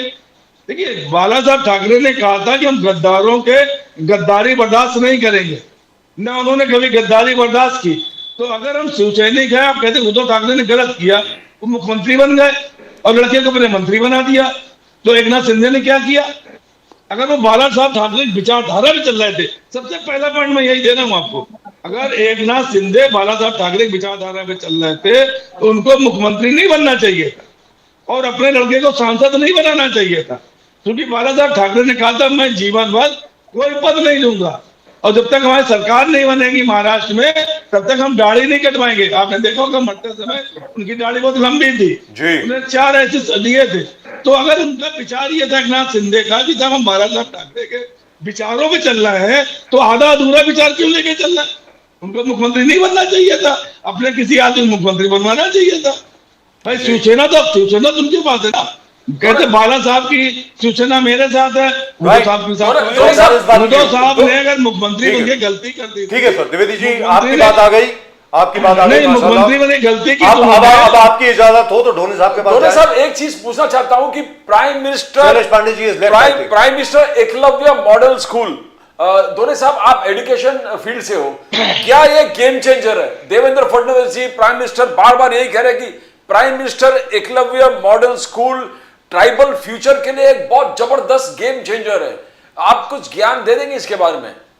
सर, महाराष्ट्र में और पूरे देश में इसके पहले भी आदिवासी आश्रम शालाएं चल रही है, तो ऐसा नहीं है कि ये कोई पहली बार हुआ है। आदिवासियों के लिए बहुत सारे स्कूल है, आश्रम स्कूल है, हॉस्टल है, ये जी। पहले से शुरू है। ये तो नाम देते एकलव्य, एकलव्य का अंगठा काटने वाले यही आरएसएस के लोग थे, यानी आरएसएस के यानी उनके प्रवृत्ति के लोग थे, उनकी विचारधारा के लोग थे, जिन्होंने एकलव्य का अंगूठा तोड़ा था। आप द्रोणाचार्य के बोले कि हम आरएसएस वालों ने हम द्रोणाचार्य का निषेध करते हैं, बोलिए, बोलते ही ये अब एकलव्य का नाम लेते। पहले तो ये वनवासी बोलते, उनको वनवासी, आदिवासी नहीं बोलते, क्योंकि ये आदिवासी यानी इस देश के पहले से रहवासी, आदि काल से रहवास करने वाले, पहले से रहने वाले आदिवासी। तो ये चाहते कि उनको आदिवासी नहीं बोले, वनवासी। वनवासी क्यों बोलते हैं? ये खुद को आदि बोलते हैं कि ये तो लोग इस देश के लोग है नहीं, आरएसएस के लोग, ये के दूसरे देश से आए हुए लोग हैं। इनका डीएनए टेस्ट कीजिए तो आपको पता चलेगा। तो ये ऐसा कुछ नहीं है, आदिवासियों के लिए पहले से स्कीमें हैं, बहुत सारी है। तो सर आप ये बताइए, ये तो खैर बात है, बहुत सब सारे इट इज योर फॉल्ट दिया है। सर, इट इज योर अभी फॉल्ट। तो ये तो रिजर्वेशन खत्म करने के पीछे लगे हुए हैं। But doctor Dhore, it is your fault, you never publicised all that you have done. सीधी बात है ना, आप लोगों को लगा कि आपका राज हमेशा चलता रहेगा, या लोग जो है अपने आप अंडरस्टैंड करेंगे। देखिए साहब, भारतीय जनता पार्टी के आने के बाद कांग्रेस में ये रियलाइजेशन हुआ है, कांग्रेस में ये जागृति आई है कि जो काम करो उसको जरा जोर ठोक के बजाना भी चाहिए। हाँ, सही बात है सर, उसमें हम पीछे रह गए सर। ये बात you are absolutely correct, absolutely हम काम करते थे, पब्लिसिटी करते नहीं थे, ये बात तो हकीकत है। I agree with you, you didn't, सीधी सादी बात है। जिसकी वजह से क्या हुआ, BJP is taking advantage and BJP is still taking advantage. Like right now for example, Rahul Gandhi ji. Now I like Rahul Gandhi. Let me tell you very frankly, notwithstanding anything and everything, Rahul Gandhi ji की जो core team थी लोकसभा के चुनाव के वक्त, द्विवेदी जी सुनने वाली बात है, डोनर साहब, राहुल गांधी जी की जो कोर टीम थी लोकसभा के चुनाव के आसपास, उस कोर टीम को वापस लाइए सर। आज की तारीख में जो उनके आसपास लोग हैं उनको गलत एडवाइस दे रहे हैं। प्लीज, मैं आपको फिर बोल रहा हूं sir, Rahul Gandhi is a man who is loved by everybody. आप उनके दुश्मनों से भी पूछ लीजिए, मैं आपको बोल रहा हूं, भारतीय जनता पार्टी के खुद के जो लोग हैं, जो पब्लिकली राहुल गांधी जी की मतलब जबरन उनको बुराई तो करनी पड़ती है, but they actually love him, he is a great guy. All I am saying is, why do you have people like that Jairam Ramesh and everybody else around him sir? क्या कर रहे हैं आप? प्लीज, अभी तक जो राहुल गांधी जी ड्यूरिंग द भारत जोड़ो यात्रा 1 और 2 जो कर रहे थे सर, राइस फील्ड्स के अंदर जाना, कोई आज तक गया है क्या? आज तक कोई प्रधानमंत्री गया है पैडी फील्ड के अंदर? राहुल गांधी कारपेंट्री शॉप के अंदर, मोटरसाइकिल रिपेयर शॉप के अंदर, वो दिखा रहे हैं, अपना जोर दिखा रहे हैं सर। ट्रक ड्राइवर्स के साथ जा रहे हैं सर, दिल्ली चंडीगढ़ हाईवे के ऊपर उन्होंने ट्रक चलाया है। This is Rahul Gandhi. Coolidge के साथ खड़े होकर के he himself has carried the luggage, अपने सिर के ऊपर लेके गए। तो सर मेरा ये कहना है आपको, और अभी राहुल गांधी जी कहां हैं किसी को मालूम नहीं है sir. You have to brief people. जैसे मोदी जी के बारे में हर इंफॉर्मेशन आती है, मोदी जी सोते नहीं है, सिर्फ 2 घंटे सोते हैं, ये करते हैं, वो करते हैं, जो भी हो, ऐसा आपको राहुल गांधी जी के बारे में कुछ कहना पड़ेगा ना, करना पड़ेगा ना सर। धोरे साहब, ये हकीकत है सर, बराबर है। कांग्रेस की गलती रही सर कि कांग्रेस ने काम बहुत किए लेकिन उसकी पब्लिसिटी किए नहीं, ये तो कांग्रेस की गलती रही। दूसरी बात, कांग्रेस के लोग सरकार में जो बैठे हुए हैं, सोनिया गांधी जी है, उन्होंने तो देखिए ऐसा है कि सरकारी पैसों का जो, सरकारी पैसों से आप जाहिरात मत करो, जनता को गरीब जनता तक खाना मिलना चाहिए, अन्न सुरक्षा विधेयक लाया है, और आरटीई का राइट टू एजुकेशन का अधिकार भी सोनिया गांधी ने दिया कि गरीब के बच्चों को पढ़ाई करने का मौका मिलना चाहिए। तो 25% रिजर्वेशन गरीबों के लिए रखा है, वो आरटीई का रूल सोनिया गांधी जी के कहने पे आया। और आरटीआई राइट टू इंफॉर्मेशन, तो उसको तकरीबन खत्म हो गया है, बोला था कि आप मत लाइए मैडम, ये इसको लाएंगे कानून, तो उसमें क्या होगा कि लोग 10 रुपए की चिट्ठी लगाएंगे, स्टैंप लगाएंगे, और अपने कोर्ट पे स्टैम्प लगाएंगे और जानकारी मांगेंगे, देना पड़ेगा, तो अपने दिक्कत आ सकती है। अपनी सरकार दिक्कत आई, आपको दिक्कत आई, अधिकार है, तो ये नैतिकता है कांग्रेस में, सोनिया गांधी में। और किसी ने अगर 4 बार ड्रेस बदले तो उसको इस्तीफा देने को बोला। यहाँ तो मर्डर कर रहे भारतीय जनता पार्टी के लोग, लोगों को रौंद और रहे सर हैं, ओडिशा में जो अभी इंसिडेंट हुआ इस्तीफा है नहीं हो रहा। सर, तो ओडिशा नैतिकता के की इंसिडेंट बात के है, बारे में कुछ कहेंगे? लेकिन आज के जमाने में ये गलती है हुई। सर हमने शैलेश जो काम पांडे जी किया चले उसकी गए, मेरी publicity गलती करना है जरूरी था। सर, मेरी गलती है। शैलेश पांडे जी के सामने मैंने वो पूछा नहीं। शैलेश पांडे जी को शायद किसी और चैनल में जाना था, मुझसे गलती सर हो ये गई। शैलेश मुझसे पांडे जी है ना, मुझसे भूल ये हो गई। इतना सर सर सर सर मेरे मेरे बड़े अच्छे बोलते हैं, मित्र आप सर, मेरे बड़े अच्छे मित्र, जाने दो। मैं आपसे एक पूछ रहा हूं, क्योंकि वो बीजेपी के प्रवक्ता हैं, मुझसे भूल हुई। मैं अगली बार जब वो आएंगे मैं दोबारा यही सवाल पूछूंगा। सर उड़ीसा के अंदर 2 बेचारे I think they were schedule caste Dalit थे, वो एक गाय और 2 बछड़ों को खरीद करके अपने गांव में लेके जा रहे थे। उनको लोगों ने पकड़ लिया, ये हाई कास्ट लोग थे, और उनका मतलब पूरा बाल वाल काट दिया, पता नहीं क्या कर दिया, पीटा पाटा उनको। ये क्या हो रहा है सर भारत में 21वीं सदी में? What is going on? नहीं, ये सनातन धर्म की शुरुआत है सर। ये सनातन धर्म की शुरुआत है सर। सनातन का मतलब होता है इन्फिनिट, सनातन का मतलब होता है जिसका कोई अंत नहीं है। तो नहीं, लेकिन ये इनको जो उम्मीद है सनातन धर्म की, ये चाहते हैं कि जो चातुर्वर्ण व्यवस्था है वो लाना चाहिए। अभी आपको बताओ, जो यूपी में ऐसा हुआ, जो यादव समाज के जो लोग थे, जो पंडित जी बने कथावाचक जी, तो उन्होंने देखे कि अरे आप किस जाति के, आप तो ब्राह्मण नहीं हैं, तो उनका सर मुंडवा दिया, उनकी चोटी काट दी है सर, उनको मारा। ये आज की खबर है। तो ये ऐसा हो रहा है अभी सर यादव समाज, श्री कृष्ण का समाज, हाँ। यदुवंशी। सर ये शिवाजी महाराज को इन्होंने शूद्र बोल के इनका स्वराज्य अभिषेक नहीं किया। और आज भी जो देवेंद्र फडणवीस जी के साथ में उठते बैठते हैं, वो लोग शिवाजी महाराज के बारे में क्या बोलते हैं? तुम्हारा शिवाजी भाग गया था, वो संभाजी महाराज तो दारू पीते थे, औरतों के चक्कर में रहते थे, आज बोलते हैं सर ये दारू पीना बुरी बात है इनको क्या? आज भी पसंद नहीं संभाजी महाराज और शिवाजी महाराज। सर सबसे ज्यादा रेवेन्यू तो दारू की दुकानों से आता है, महाराष्ट्र में भी और यूपी में भी। इन्होंने महाराष्ट्र को सर मध्य राष्ट्र बना दिया भारतीय जनता पार्टी के लोगों ने। द्विवेदी जी, संजय राउत जी ने कहा है कि हमको शौर्य और करेज ईरान से सीखना चाहिए। जिस प्रकार से वो खुद लड़ रहे हैं, सेल्फ रेस्पेक्ट मेंटेन करके, क्या ठीक लग रहा है आपको संजय राउत जी का इस प्रकार से ईरान का लीडरशिप का तारीफ करना, सेल्फ रेस्पेक्ट का तारीफ करना, करेज का तारीफ करना, कैसे देखते हो? क्या हमको सीखना चाहिए उससे? द्विवेदी जी, देखिए, संजय राउत जी हमारे संपादक भी हैं दोपहर के सामना के, और प्लस राज्यसभा सदस्य हैं। तो कुछ चीजें जैसे अभी बीजेपी सरकार 2019 में चल रही थी, तो 2014-2019 तक हम सरकारी में शामिल रहे हैं पूरी तरह। आप समझिए 5 साल तक हमारे दोपहर के सामना में या सामना से तमाम निकलते थे, इस तरह की चीजें तमाम निकलती थी। ये अपना विचार है उनका, उन्होंने दिया है। और बाकी सबसे बड़ी बात सर ये है कि आज हर देश से, चाहे हमारे जवाहरलाल नेहरू जी रहे हों, चाहे इंदिरा गांधी जी रही हो, सोवियत रूस से इंदिरा गांधी जी के बड़े संबंध थे, बांग्लादेश से बड़े संबंध थे, और जो अगर की हमारी कंट्री उनसे बड़े संबंध थे। लेकिन आप थोड़ा सा आप गहन विचार करके देखें तो क्या बांग्लादेश से हमारे संबंध अच्छे हैं या श्रीलंका से हमारे संबंध अच्छे हैं? हम पाकिस्तान का नाम नहीं लेंगे सर। या सोवियत रूस में देखें, अमेरिका देखें, जितने कंट्री आप देख लीजिए, किससे हमारे संबंध कितने अच्छे हैं सर? नहीं सर, रशिया से संबंध अच्छे कितने जी। ढोड़े साहब आप सर ऐसा है सर, एक मिनट ये लीजिए। ऐसा है जो आपने, इन्होंने जो प्रश्न पूछा प्रदीप जी ने कि संजय राउत ने ईरान की तारीफ की है, तो किस रेफरेंस से किए मैं बताता हूं कि अमेरिका के सामने ईरान डरा नहीं, और ईरान डट के लड़ाई कर रहा है, और अमेरिका को कुछ मान नहीं रहा है, अमेरिका के दबाव भी नहीं है सर। अभी तो तक उसी तरह का धैर्य जो है मोदी जी ने रखना चाहिए था। ये उनकी बात सही है सर। उन्होंने अमेरिका के सामने क्यों घुटने टेके मोदी जी ने? ये उनका सवाल है कि ईरान जैसा छोटा सा देश, वो अगर ये अमेरिका को टक्कर दे सकता है, ट्रंप को बोल सकता है कि हम नहीं डरेंगे, तो भारत तो बहुत बड़ा देश है, भारत शक्तिशाली देश है, तो भारत के प्रधानमंत्री इतने कमजोर कैसे हुए ये बताना चाह रहे हैं। उनका बराबर है सर। एट द मोमेंट जैसा ईरान ने अमेरिका से नहीं डरा, वैसा हिंदुस्तान के प्रधानमंत्री ने भी नहीं डरना चाहिए था। सीज फायर की घोषणा अगर करनी है तो खुद करनी चाहिए थी सर। खुद करते तो आप उनके पीछे पड़ जाते सर।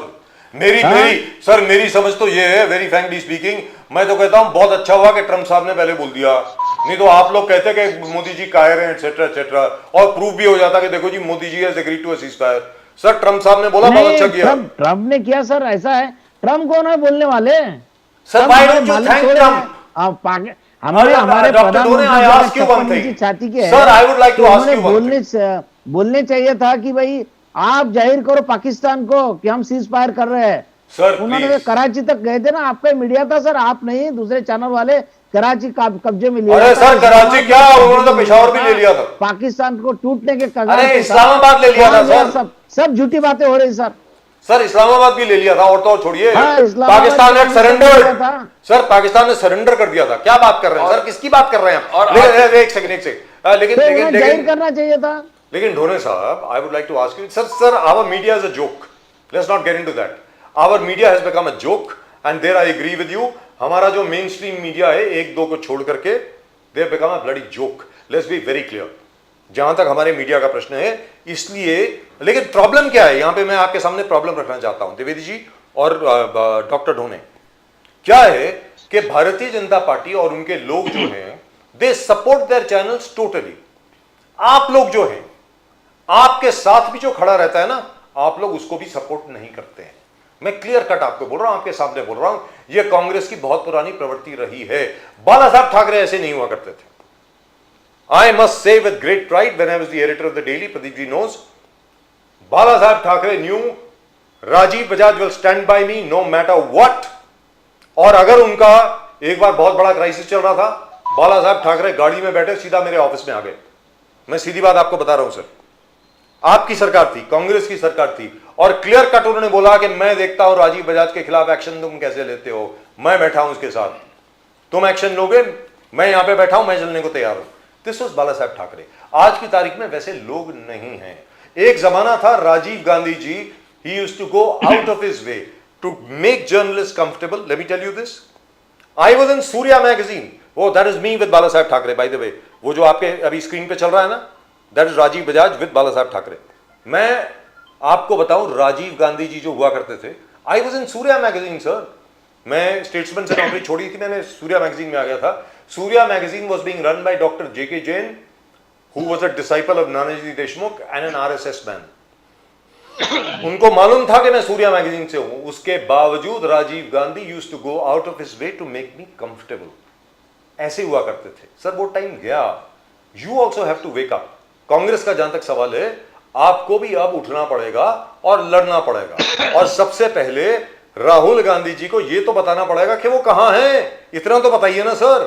प्रदीप जी आप पूछने वाले थे कुछ, प्लीज गो अहेड। नहीं, वो धोनी साहब ने जवाब दे दिया। धोनी साहब को मौका भी मिला कि मोदी जी संजय राउत के माध्यम से, द्विवेदी जी को मौका मिला संजय राउत जी के माध्यम से, बट संजय राउत जी ने ढंग से जो पूछा है, धोनी साहब ने सफाई दिया, द्विवेदी जी इसमें वजन है।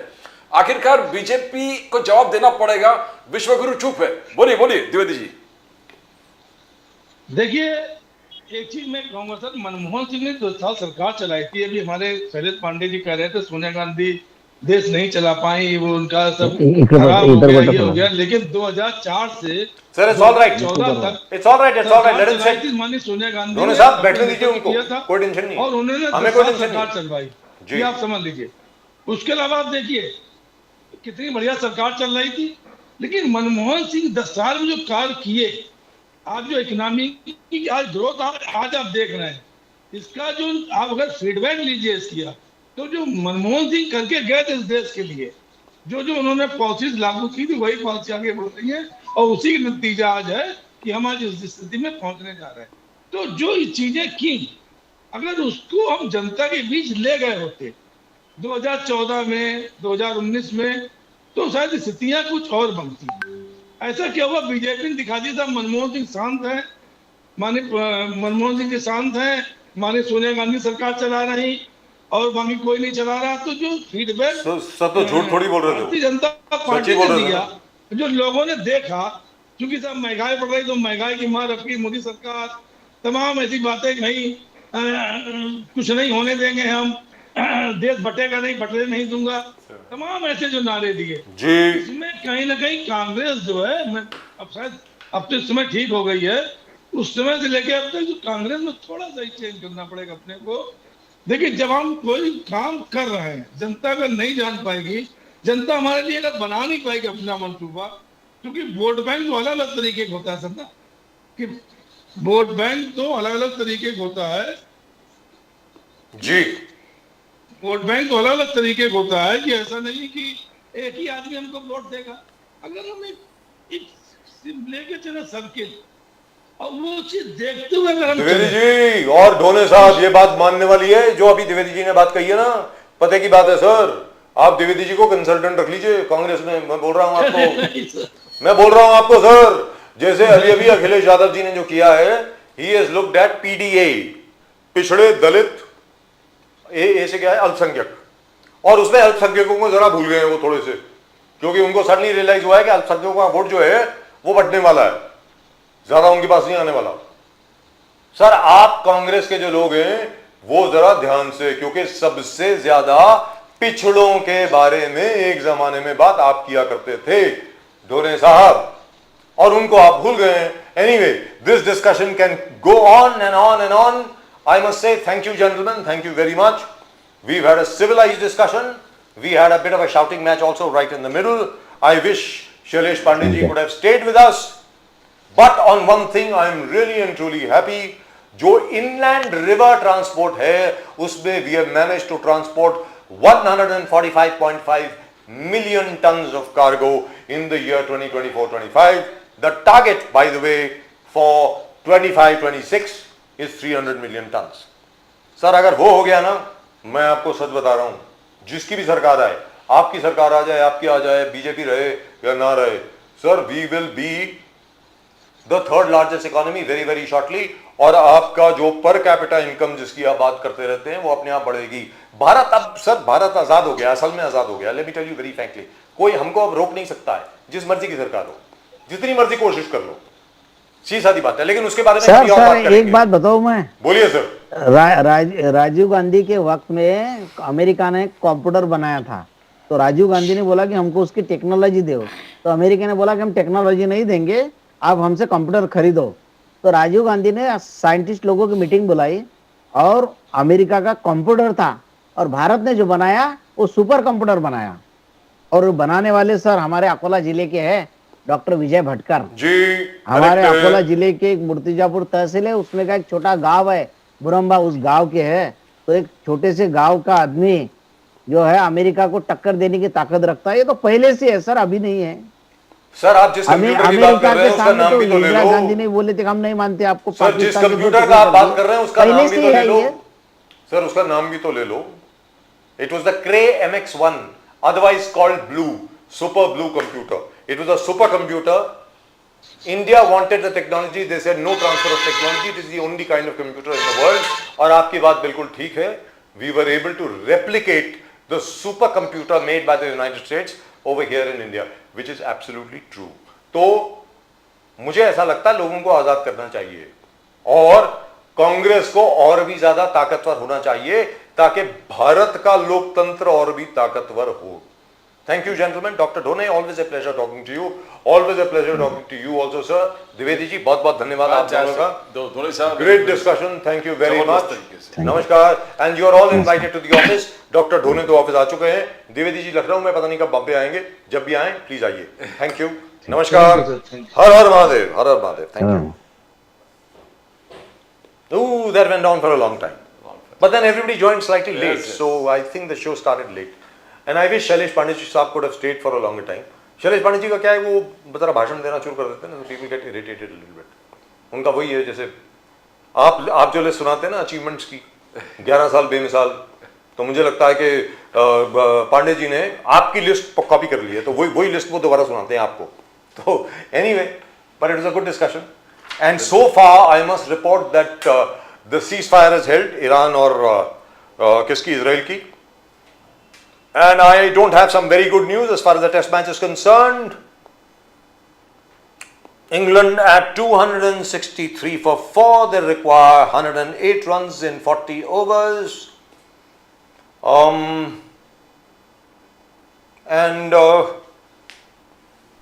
Well, it will be very difficult for India to save the test. That's what I think. Very unfortunately, what has happened is that both Jasprit Bumrah and Mohammad Siraj have not been able to get any wickets, but that's also because of the fact that we dropped quite a few catches. You drop catches, you're not going to win matches. But all the same, I'm very proud of this team. This young team has performed really well, Pradeep ji. बिल्कुल. Look at that. There were 5 centuries among them. And they scored well. The batting department has done fantastic. The bowling department needs to work. So the bowling department has done very well. It is the fielding. Fielding has let us down. As Gavaskar was saying, what are you guys doing? You are sleepwalking. Jasprit Bumrah के 4 catches अगर आप drop करेंगे तो कहां से जीतेंगे sir? The problem lies there. If the fielders are Absolutely. not catching the ball, you clean bowl them. That's it. So you clean bowled. Exactly what Waqar Yunus and Wasim Akram used to do. Yes. Or, if you remember, Manoj Prabhakar used to do. One man who has been forgotten by Indian cricket. But if you remember, he used to get rid of the tail like nobody else. आखिर के 4 wicket Manoj Prabhakar लेते थे और वो भी कैसे yorker करके. क्या यॉर्कर थे मनोज प्रभाकर के. Poor man forgotten. Perfected the Yorker. And his Yorkers, I think, were the best in the Indian. In the world because of his battle with Kapil Dev. That was rather sad. Really and truly sad.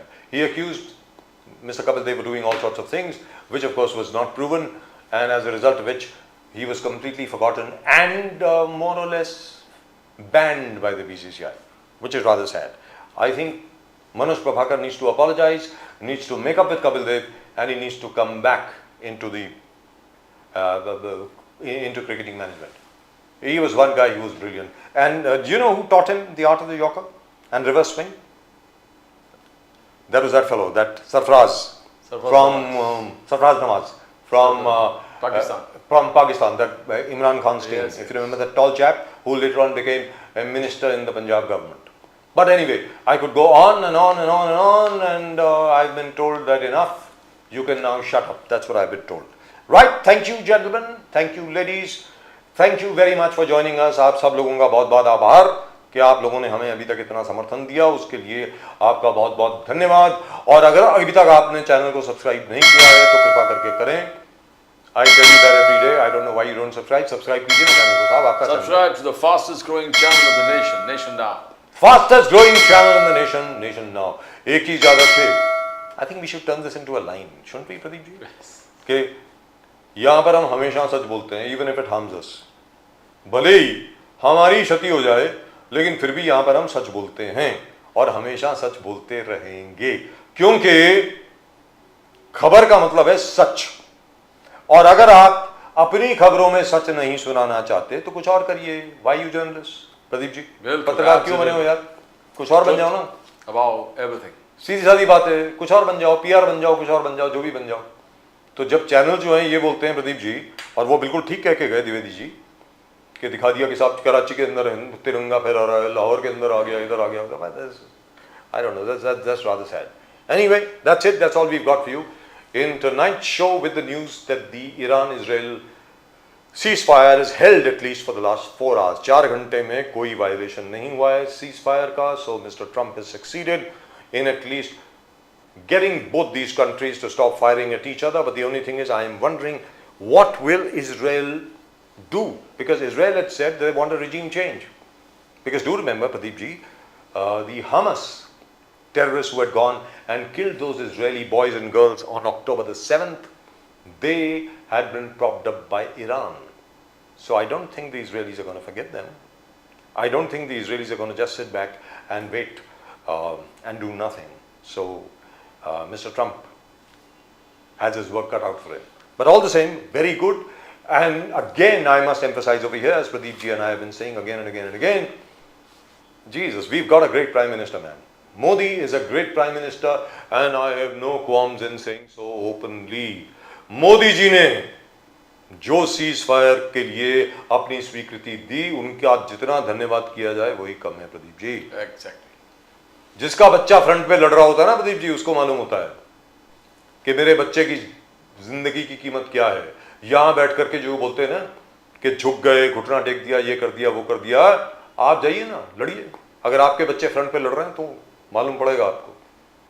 How grateful most of the armed forces families were to Mr. Modi for accepting a ceasefire.